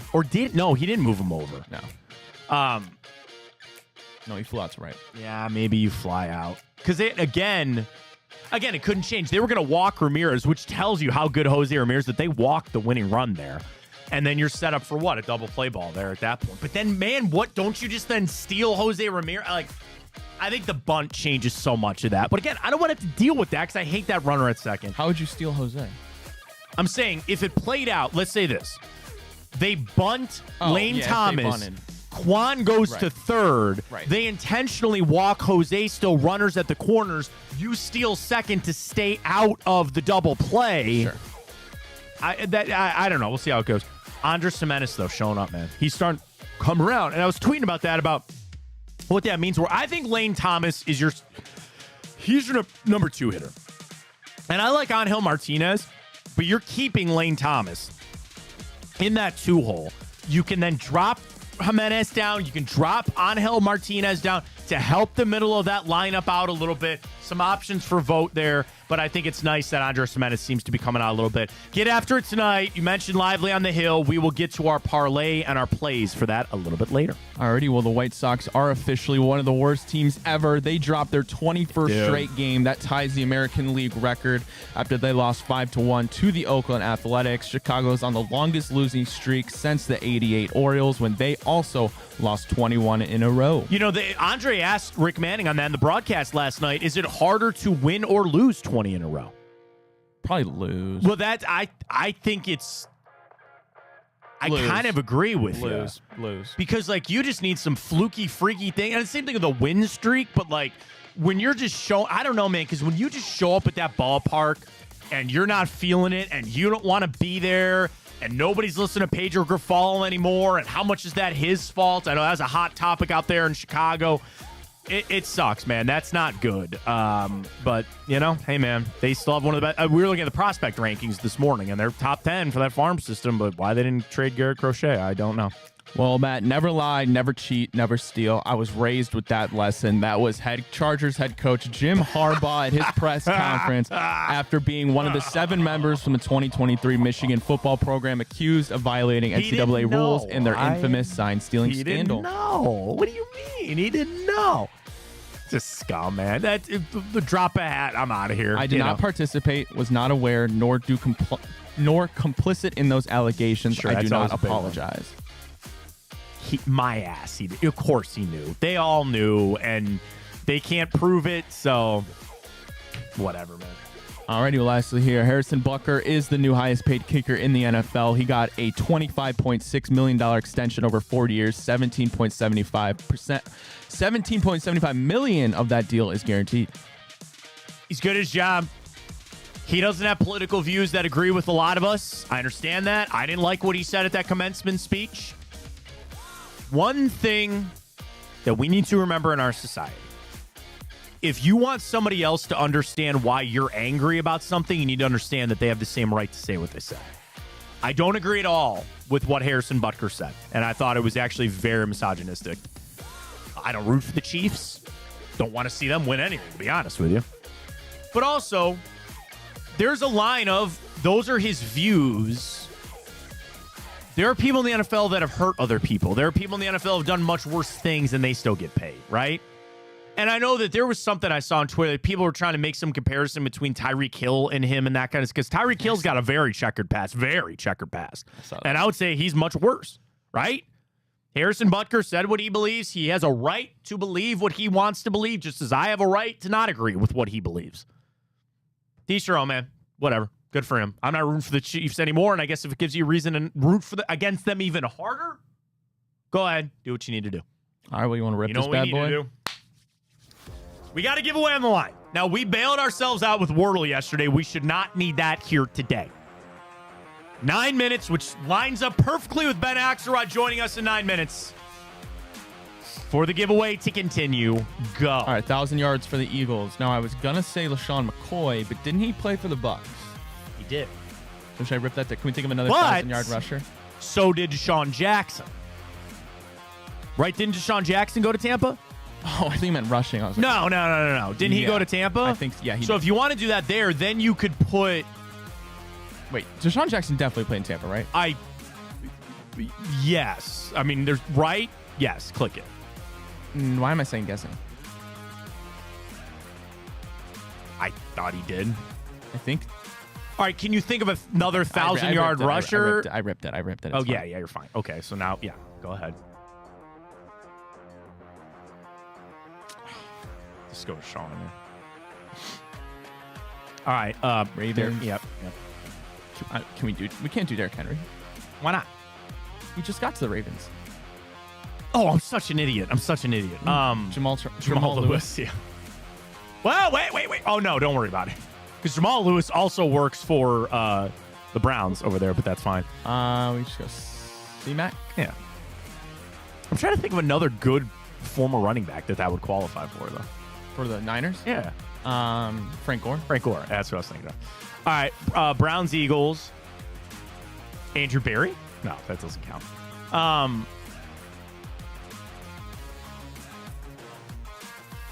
Who actually works for that? Seriously. Cody Parkey? I think so. Is that all we can really come up with? There's got to be no. All right, just go rip through Baltimore. That Kevin Zeitler. No, not there. The Browns. Yeah, the Browns. Kevin. Sorry, I didn't mean to yell at you, but I was like, no, wrong okay. one. I wasn't offended. Kevin Zeitler. Go to Sean Gibson. Alex Mack works there too, but you can go to Sean Gibson. Gip. G-I-P. Boom. All right, Browns, Eagles. Yo, why are we tripping right now? I don't know.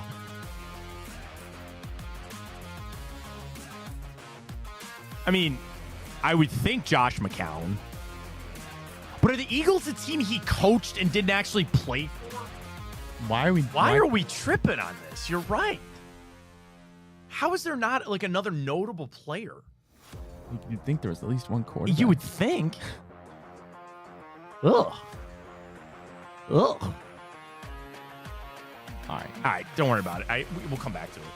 Baltimore, Tampa Bay.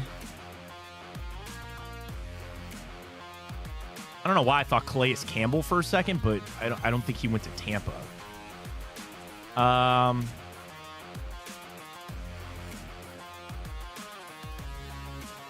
San Fran, Tampa Bay.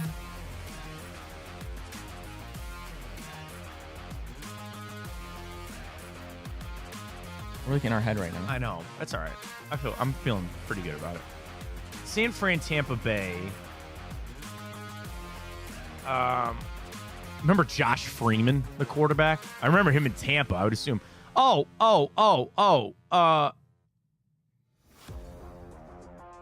Baltimore, Tampa, Trent Dilfer. No. I think Trent Dilfer works for all of those, right? I actually think he works for both of those. I know he played with Baltimore, and I'm pretty damn sure he played in Tampa. Right? I don't know. All right, hold off on Baltimore, obviously, yes. I don't know about yes, Tampa. obviously I remember that. And then I might be getting Jeff Garcia confused. Did Tyrod Taylor play for the Eagles? Am I making that up? Maybe I might be making that up, but I don't know.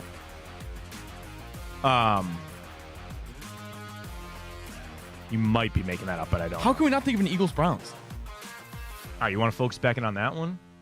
I mean, quarterback-wise, Jacoby Brissett doesn't work. Colt McCoy does not work there.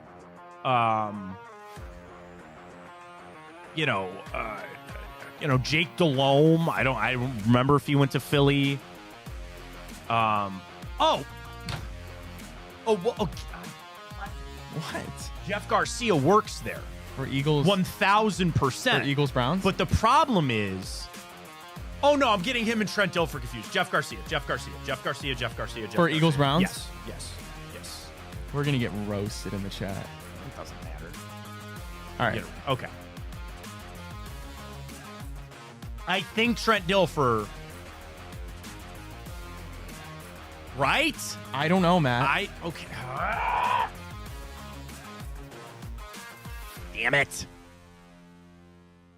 Damn it. Again, I know he played for Baltimore. I know he played for San Francisco. The question is, do I remember him going to the Buccaneers, or am I thinking of Brad Johnson? Is there not like a legendary Tampa San Fran guy? Oh, I mean, like Warren Sapp never went to San Francisco, right? Like, I don't... Oh, my... No, John Lynch never played in San Francisco, right? He's the GM now. I don't know. Wait a minute. Did he play in San Francisco? I don't think so. Denver and Tampa.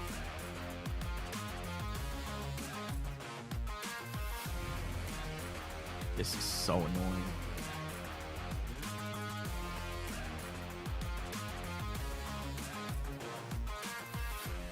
Eric Weddle never played in Tampa, right? I don't think so. No, he played with the Chargers, the Rams, and the Ravens.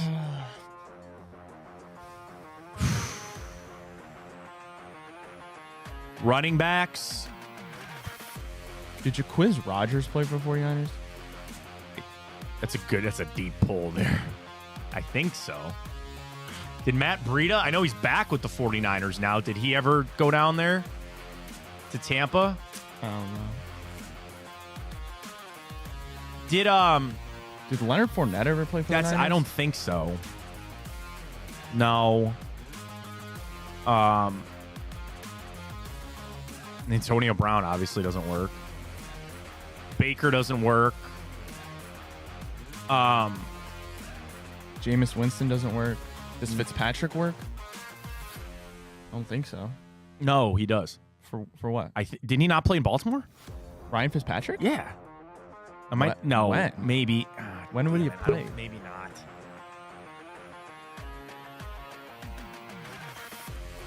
I don't know. Dude. Why are we struggling so hard? Because, like, I want to rip Trent Dilfer there. I do. And Ben's ready, so it's like we... Should we ask him? You want, but how can you do the split screen with Ben? And not have the screen up? I don't know. If you want to ask him, sure. You can bring him in? Yeah, I can bring him in. Ben's going to help us out. We will accept Ben's help here on the Immaculate Grid. In addition to everything else Browns that we're going to get to. It's the thing about the grid. Like, I know it. Ben's here. Okay. Do you want to ask him? Yeah. Ben, we need your help. So we do the Immaculate Grid every day. And we have a running thing that if we do a full week, Monday through Friday, we do a giveaway for the fans. So we got yesterday with some help. We usually do not accept outside help because that's cheating, but you're here. Okay. Ravens, Tampa. Trent Dilfer is like in my head because I know he played in Baltimore. Am I misremembering that he played in Tampa? No, I mean that he played for Tampa. Like that one would work. It would be probably a high percentage. Right. Yeah. We don't. Yeah. got The that rarity one. score. We don't work. That's right. I was overthinking that. Trent Dilfer is correct. Right. Okay. Yeah. There we go. He definitely played for Tampa. Yeah. Now, San Francisco and Tampa, I wanted to rip John Lynch, but he's the GM in San Francisco. Did he play in San Francisco? I don't think so. No, he played for Stanford though, which That's right. Yeah. kind of is San Francisco. Tampa and San Francisco. Let's see. Like we always start with the quarterbacks. Like I don't remember if Brad Johnson ever played in San Francisco. Like Jimmy G never went down there. Alex Smith never went down there. Montana Young obviously never went down there.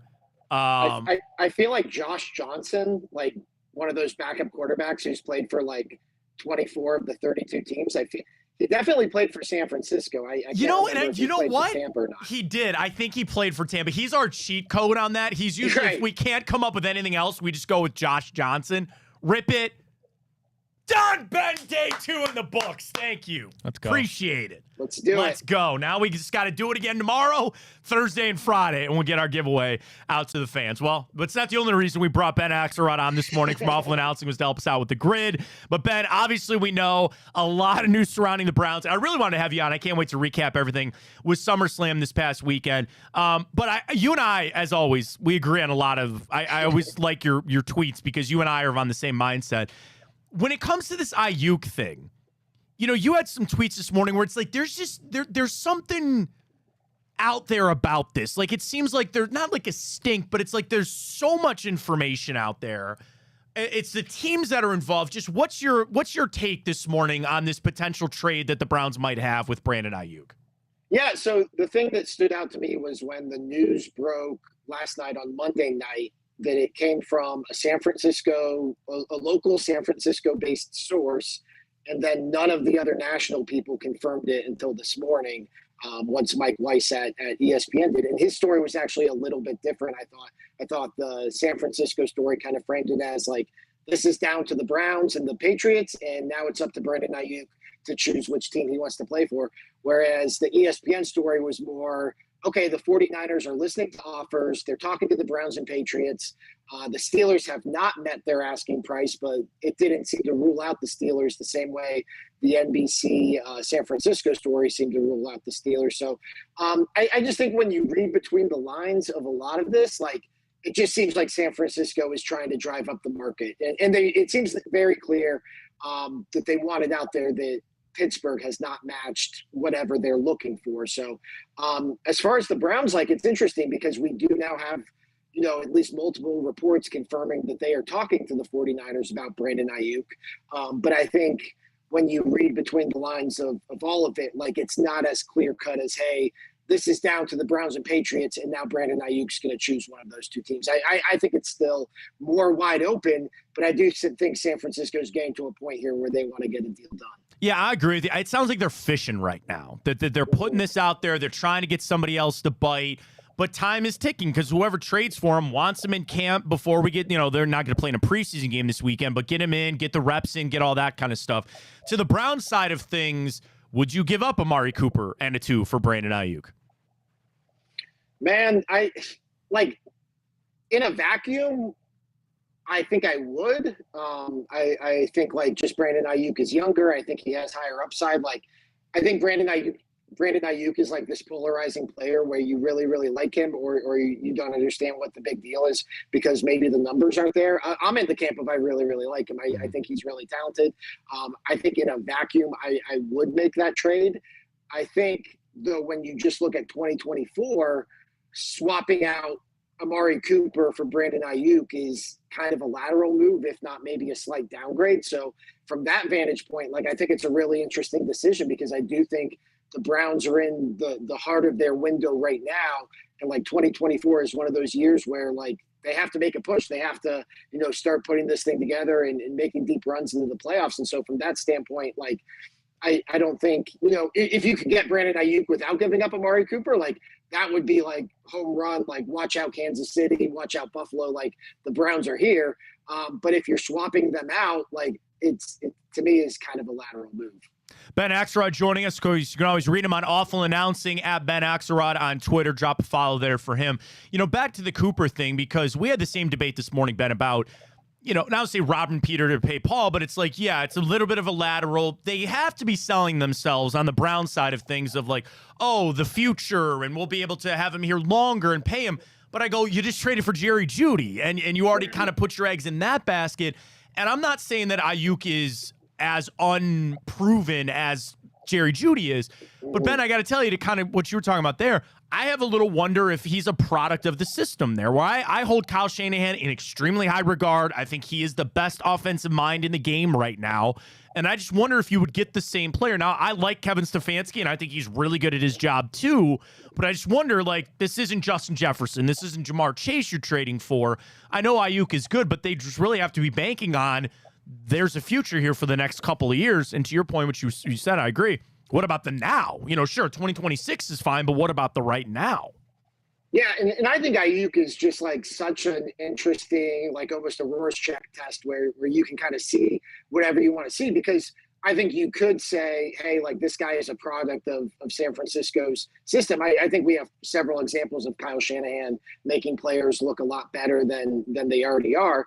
On the flip side, like there are a lot of mouths to feed in San Francisco. You've got Christian McCaffrey, George Kittle, Deebo Samuel. Like you could argue all of those guys are higher on the pecking order than Brandon Aiyuk is. And so if Brandon Aiyuk was in a situation like Justin Jefferson is in Minnesota, or CeeDee Lamb is in Dallas, or even Amon-Ra St. Brown in Detroit, like are we talking about him, as this top level wide receiver with, 1,800-yard seasons and 140-yard catches to his credit each year? Like, I think it's just kind of an interesting test. But he's always been super talented.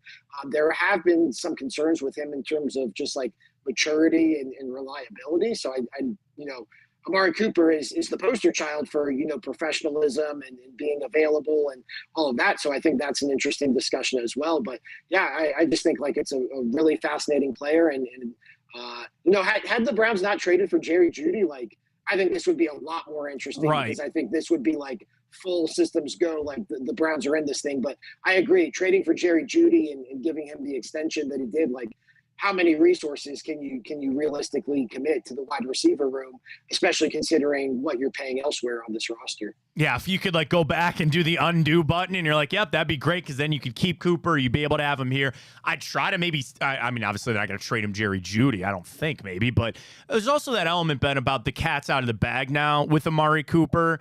And I know he's been extremely professional throughout this whole thing.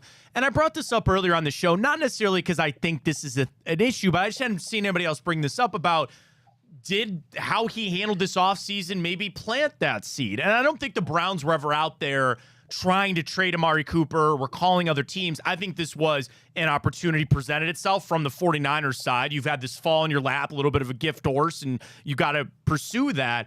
But I just wonder, because, like, Ben, I think if you asked Browns fans 4 months ago if they were thinking about trading Amari Cooper, people would call you crazy. They said, absolutely not. No way. Yet, here we are. And the only thing that's really changed, and that was kind of his contract situation.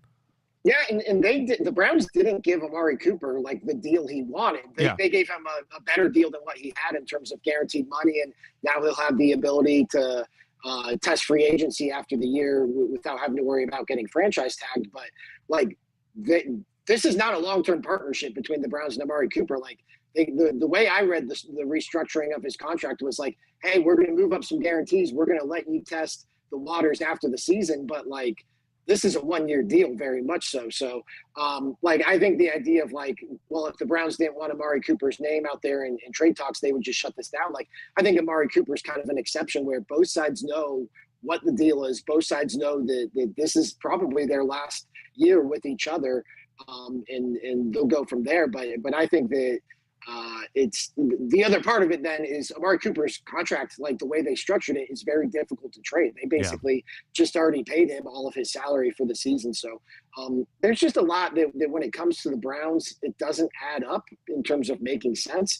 But it considering how aggressive Andrew Barry is, like, it doesn't surprise me at all that they're at the center of these talks right now. Go check out awfulannouncing.com. Ben Axelrod, you can follow him on Twitter there. I loved one of the articles Andrew Buchholz wrote for you guys talking about this whole situation. I wanted to get your take on it. Like, obviously, you're great at social media. You're on there a lot. And it's like this kind of, I don't say battle, but it's like Tom Pelissaro, where he's upset that there's kind of these like no-name accounts out there, or people that just pay for the badge and they have some followers and they're breaking all this news. But if it proves to be right, then maybe they had some. It's just been, it's more of a conversation of just the world we live in now, where you and I are similar age, but we started out when Twitter was just taking off. And yeah, you followed Ian Rappaport and Adam Schefter and Woj and Shams, but now it's just there's so many other accounts and aggregators out there. It's just, we live in a really interesting time in the sports media world where everybody's got an in, it seems like, on breaking news. It's hard to like filter it, Ben. It's hard to know, what's legit and what's not anymore. Yeah, and that's, I agree. I loved Andrew's piece about the Pretty Ricky account and these like anonymous NFL insiders that like you go back through their timelines. Like, I don't want to say they're reliable per se, but like they do seem to have the inside track on some things that go down. So I'm not quick to dismiss them necessarily, because I do think like you said, you and I have been doing this for like over 15 years now when it comes to social media. Like, we know there are these weird accounts that pop up and have inside tracks. I think the really interesting one, and we wrote about this a little bit a couple of months ago, is the Dove Kleiman. Oh, have I not talked to you about that? Oh my gosh, No. We haven't had you on to talk about that. Ben, I was following you guys so much on that, about that. Tell everybody all the reporting you guys did, because I'm sure there's a lot of people out there watching and listening around there go, yeah, I follow Dove Kleiman. What's going on? That story is so crazy. Explain to everybody what's going on with that account. Yeah, so there's this account, Dove Kleiman. I would think hundreds of thousands of followers, just like the top NFL news aggregator. Like, Adam Schefter tweets something, he has it within a minute. Like, he's posting, he shares every rumor from every local beat, just like the go-to account if you want to like have an all-encompassing view of what's going on in the NFL on a day-to-day basis. Now, the flip side is like he will take posts out of context. Like, you always like, if he posts something, you kind of want to go to the original source and like see what the full context is. And he gets in trouble with players and with reporters for doing that. But we started to hear rumblings like probably 6 months ago that he had sold his account to somebody else and that somebody else was running the account. And that started to gain steam. We reached out to him. He wouldn't go on record with anything. There was enough that we were comfortable moving forward with like, hey, this is out there that he sold his account. It's weird. We can't confirm whether he sold his account, but like you can kind of connect the dots on what's going on. And then I think we write that story. A lot of people were following it, and a lot of the replies were like, who cares? Who cares about Dove Kleiman and all this stuff? And so we actually wound up writing a follow-up piece like, hey, this is why this does matter. Like, this guy is like at the center of the NFL media universe. This is where a lot of you guys are getting your news. This is, who a lot of like top NFL insiders are interacting with. Like, it's kind of relevant who's running this account and who's behind it, and whether it's a gambling company or like who has the motivation to be running the Dove Kleiman account. So, that to me is just like, and I follow him because he does share a lot of news. And I did too. Yeah. I've unfollowed him since, Ben, because it's like you and I doing this, we have accountability. There's everybody's got biases and agendas and all that kind of stuff. If you write things on Awful Announcing, I get on Twitter, I come on here, I say things that are just patently false or wrong. I have people I have to answer to. Dove Kleiman sends out things that people go, that's not what I said, or that's not what really happened. He says, well, I'll just send another tweet now. And I was loving reading because, like you said, it's like, who did he sell this to? Did he sell it out to a corporation so they can make money off that account? How much did he pay? And then the fact that the real Dove Kleiman person was like, what? He wasn't even living in America, right? He was over somewhere in Europe, and it was such an interesting story to follow.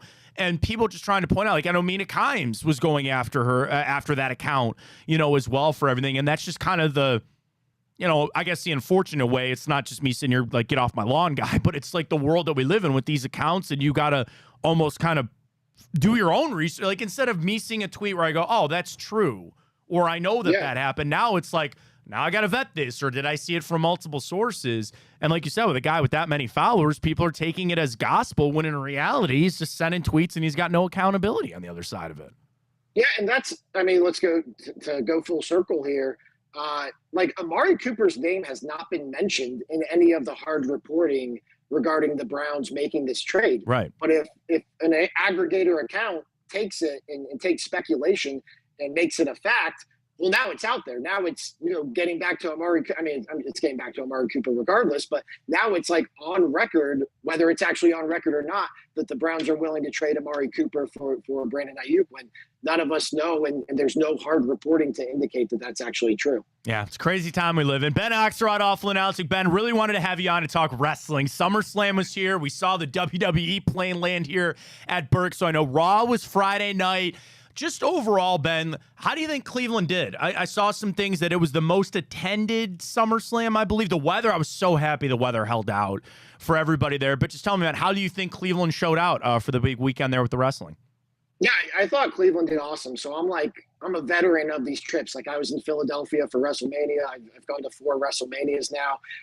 And it's the way WWE has kind of evolved is like, they have their 4 big events, Royal Rumble, WrestleMania, SummerSlam, and Survivor Series, where they just come in and they take over your city. Like it's an all-weekend affair. And really they're expanding it beyond the big 4, and it's really like each pay-per-view each month.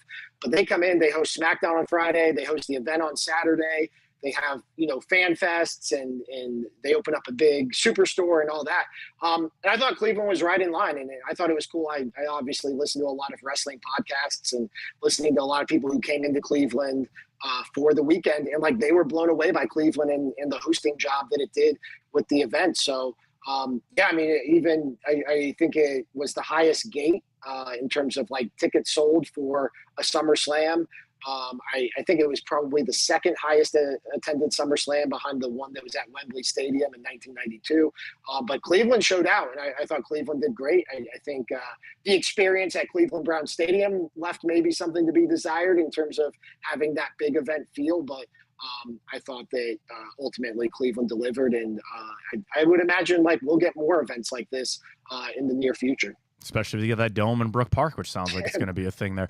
About the actual event, because like obviously I'm extremely novice. Like I know who the wrestlers are, but I don't really know the storylines.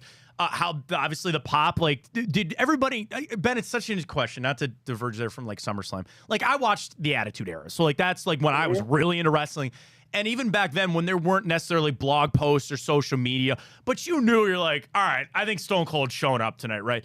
Now that it is so much out there, like how did the Roman Reigns pop go? Like I saw the kid with the sign. Did they know he was going to show up? Was it just an idea? Do you think that got the payoff there that WWE was looking for? It was heavily implied that Roman Reigns would be at this show. Solo Sikoa, who was in the main event against Cody Rhodes, basically challenged Roman Reigns on SmackDown the week before. So like they were mentioning his name on air. Like it was pretty heavy-handed that Roman Reigns would be there. But that's like WWE's gone through such this unique creative evolution in recent years with Vince McMahon stepping away and then ultimately, resigning in disgrace, in Triple H, Paul Levesque taking over as the head of creative. Like Triple H is very in tune with what the modern wrestling fans want. He knows like how to build anticipation for that pop. And so that's ultimately what they did. Like this was a show in terms of wrestling, like the actual matches, it was good. It was solid. I don't think it was spectacular, but in terms of delivering like big moments, this was like a pretty historic like WWE show, just in terms of what making memories in those events. And I think that's what WWE has gotten really good at, especially when it comes to these big shows like WrestleMania and like SummerSlam. Ben, always appreciate your time, man. Go follow him on Twitter at Ben Axelrod. Awful announcing. We'll see what comes of this whole Brandon Aiyuk situation with the trade, and we'll have you on soon, all right, before the season starts. Really appreciate it, man. Absolutely. Thanks for having me. There he goes, Ben Axelrod. That's why I want Ben on, because, like, I thought we did all right, so to hear that from Ben, who I put Ben right up there as far as like if I need somebody for wrestling, like he's one of the ones there. So I very much appreciate his comments on that, to know like, dude, I'm glad, I'm really glad. I'm glad we showed up. That's what we all wanted to be.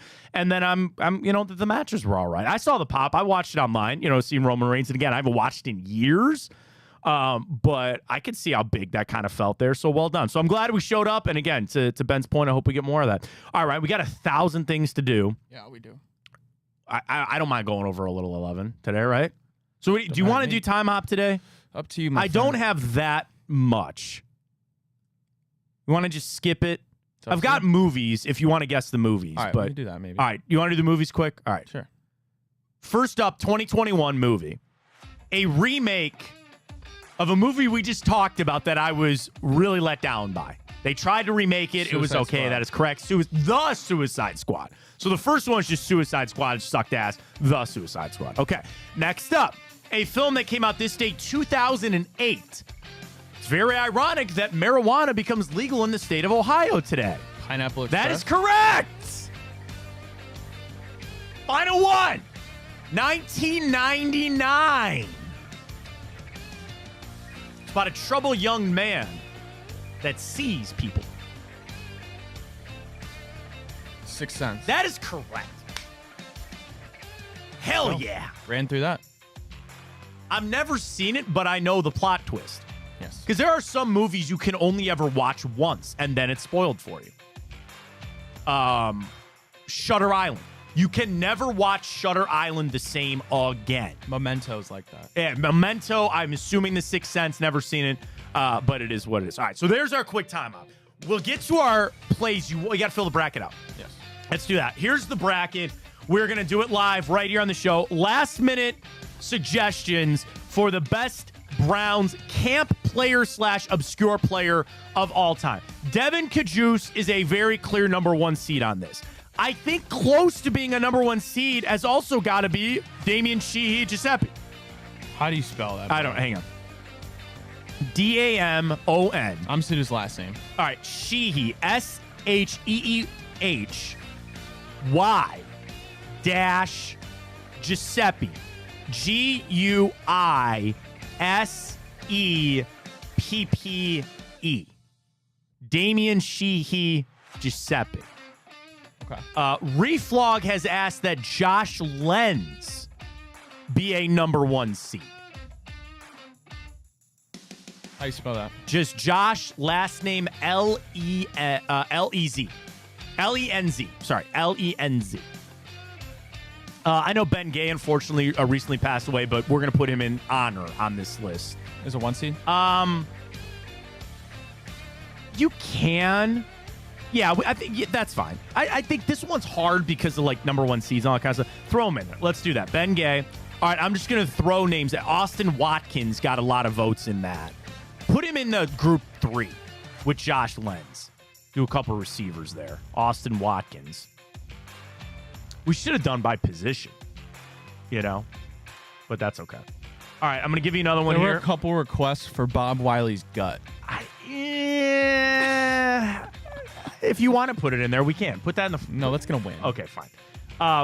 We'll put him in, like, group 2 then or something. I don't know. All right, Brogan Roback has got to be in there. How do you spell Brogan? B-R-G-A-N. Is it Roback? Roback. B-A-C-K. Okay, like somebody said Thad Lewis, but he actually, like, played. You know what I mean? And also, I don't know if we can put, like, Frisman. All right, put Frisman Jackson. I remember that. That's a good one. Receiver. Frisman Jackson, before your time. How do you spell Frisman? F-R-I-S-M-A-N Jackson. F-R-I-S-M-A-N Jackson.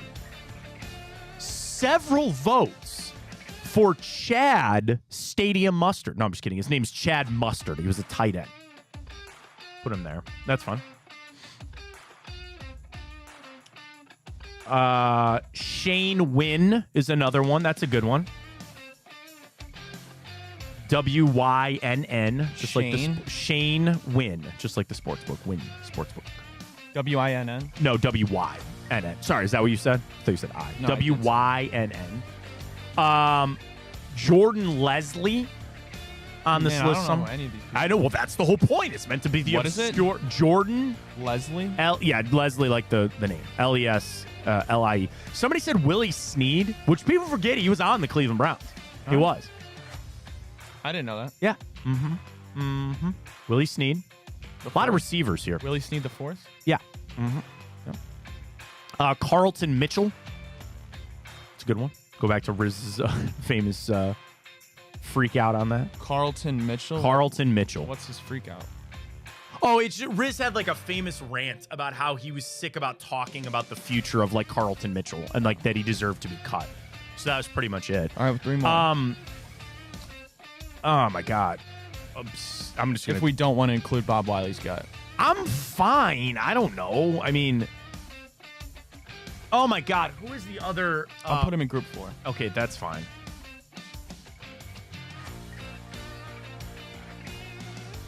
No, there was another receiver that. Oh my God, he was like a buddy of Colt McCoy's. Was that Josh Lenz? Was it Josh? No, there was another guy. There was another receiver. I should just go Browns draft picks of the past is what I should do. Browns draft pick history. There was a guy that came in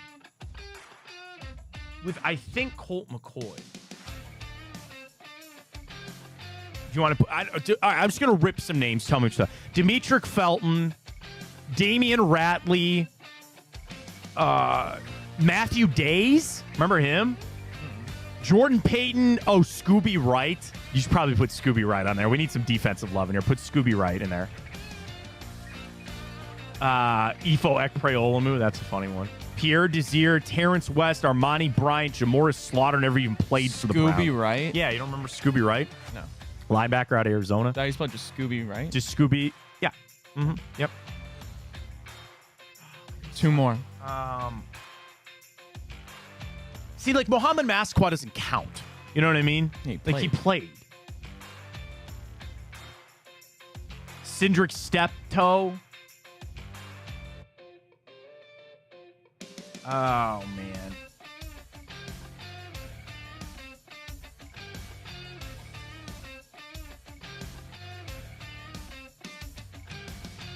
See, Travis Prentice played. Spurgeon Wynn actually had to play.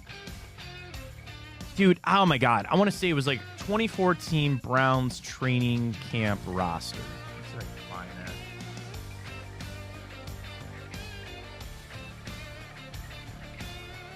It's not gone. There's a receiver.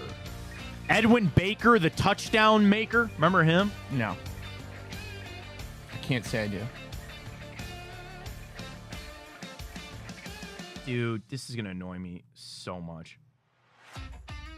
You know what? I think it was even earlier than 2014. I'm going to go 2012. There was oh my God. He's a white guy, white receiver. There you go. Browns 2012 training camp roster. Wide receivers. Travis Benjamin doesn't count. Josh Cooper. That's it. Put Josh Cooper in that list. That's it. That's exactly who that was. Josh Cooper. Yes. Yes. Hey, there's Josh Cribbs. Josh Gordon. Greg Little. See, like, Masqua doesn't count. All right, 1 more. All right. Jordan Norwood. Sure. Remember him? No. Are we missing anybody else from the Hard Knocks season? Or is Brogan Roback and Devin Kajus? I feel like those were just the 2. Those were the 2, right? For obscure. That had to have been it, right? Let me see. Anybody else? Last minute here. Last minute. Jordan Love will play in the preseason opener in Cleveland. Wow. All right. Hope he doesn't get hurt. Jordan Leslie, Willie Snead, we got him. Josh Dobbs doesn't count. No. Frisman Jackson, Austin Watkins, Brogan Roback, Sheed Giuseppe, Brogan Roback, good. Bob Wiley's gut. Got a lot of Ben Gaze. RIP to him. That's it. All right. So there's our bracket. We'll send that out. Groups 1 and 2 will go tonight.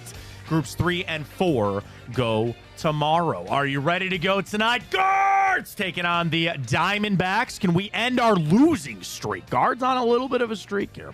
Here's what we got tonight. Ben Lively on the hill. Eduardo Rodriguez going for Arizona. He has not faced the Guardians, since last season when he was on Detroit. Ben Lively Wait a minute. Eduardo Rodriguez. Why is this up that he's not pitched this year? This is weird. Hang on. All right, Guardians. Slight favorite tonight, -115. Over, under. I just tried Purple Elephants. It didn't work. That's your fault. You didn't do it quick enough. You got to do it fast, man. Yeah, as soon as you feel the sneeze coming, just say to yourself, Purple Elephants. You got to try next time. I don't know what to tell you. I don't know what to tell you. All right, Guardians slight favorite tonight, -115. Over-under is an even 8. Here we go. I want to find this out, man, because this is kind of freaking me out. Dude, has Rodriguez not pitched this year? I couldn't tell you. I don't have any stats for him this season. Hold up. Yeah, he's making his season debut tonight from a left shoulder strain. 31-year-old left-hander's anticipated season debut tonight. 13-9 last year with the Tigers. And then obviously went over the Diamondbacks, left shoulder strain, hasn't pitched. He makes his debut tonight. All right, I would say that would lean towards one Ben Lively for tonight, but let's see what we got. Lively's last 3 starts, 2 wins and a loss. He's had 12 strikeouts total over his last 3 starts, pitching 6 and 5 1/3 innings. He's had 1 overhit, but he's only given up 5 earned runs in his last 3 starts, and that includes his last 2 starts getting wins over the Phillies, holding them to 1 run over 6 innings, and then holding Baltimore to 2 runs over 6 innings. You know the bet I like tonight? It's not just the Guardians win. It's that Ben Lively will record the win. Let me see where I can find that. Not first strikeout. Hang on. Let me get to pitcher props, inning props. Player props. Player props on this. Singles, doubles, walks, earned runs, first strikeouts, walks. It's not what I want. You know the prop I'm talking about?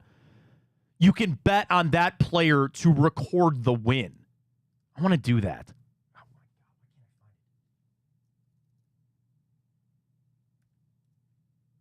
Strikeouts. Well, no matter what, I think I'm taking Lively for 4 strikeouts tonight. And then I want to find this to go for him to record the win. Wait a minute. I think am I on it here? Am I on it? Double result, not what I want. I'm going to have to find it, man. We're way over on the time anyway. Man, all these Browns names are so hard to spell. What do you mean? For the camp? The bracket? Yeah, I mean, Damien. Oh, you're typing them in now. Yeah. Damien Sheehy Giuseppe's a mouthful. Say that 5 times fast. Damien Sheehy Giuseppe. Damien Sheehy Giuseppe. Damien Sheehy. Say toy boat 5 times fast. Toy boat. Fail. Just like the show, Ryan. Let me tell you that. Why can I not find this? Player runs, pitcher props. No. Pitcher to record the first strikeout. No. All right. Do this. I'm taking the Guardians to win. I'm going to take Ben Lively to get the win. I'm going to take him 4 strikeouts, which is only -180. So that's a good boost for the prop there. Give me a base hit today for somebody. Juan and Ramirez are the favorites at -300. I kind of like Corbin Carroll -252. Naylor, Freeman, I don't know. Angel Martinez. Where's Andres Jimenez in this? He's raking a little bit. Give me that. All right, here's our prop for tonight. I'm going to take the Guardians to win. I'm going to specifically take Ben Lively to record the win. I will take him 4 strikeouts or more. Well, if there's a lefty on the hill, we got to take Lane Thomas. You have to take Lane Thomas for a hit. So I'm going to dive that in. We'll do that tonight for our bracket and get over. Oh, I should give you the trends. I didn't even do that. Over has hit 8 out of Arizona's last 9 games and 5 of the last Guardians' last 5 games. Guardians in Arizona over 5 out of their last 7. Over 5 out of the Guardians' last 6 games at home.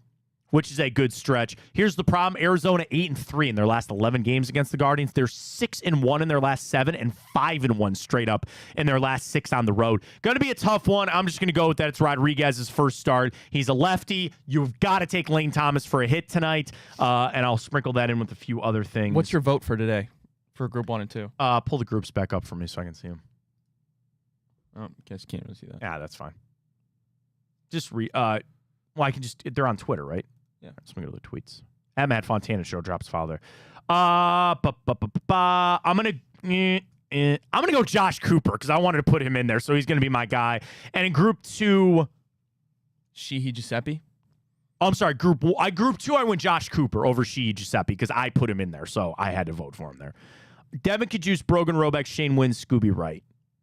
Scooby Wright had some good offseason, so I'm going to go with him on that. Vote at Matt Fontana Show. Drops a follow on YouTube. We're up on Twitter, Instagram, and Twitch as well. Is a Brandon Aiyuk a member of the Cleveland Browns by the time we start the show tomorrow? Ryan Tyler. No. Okay.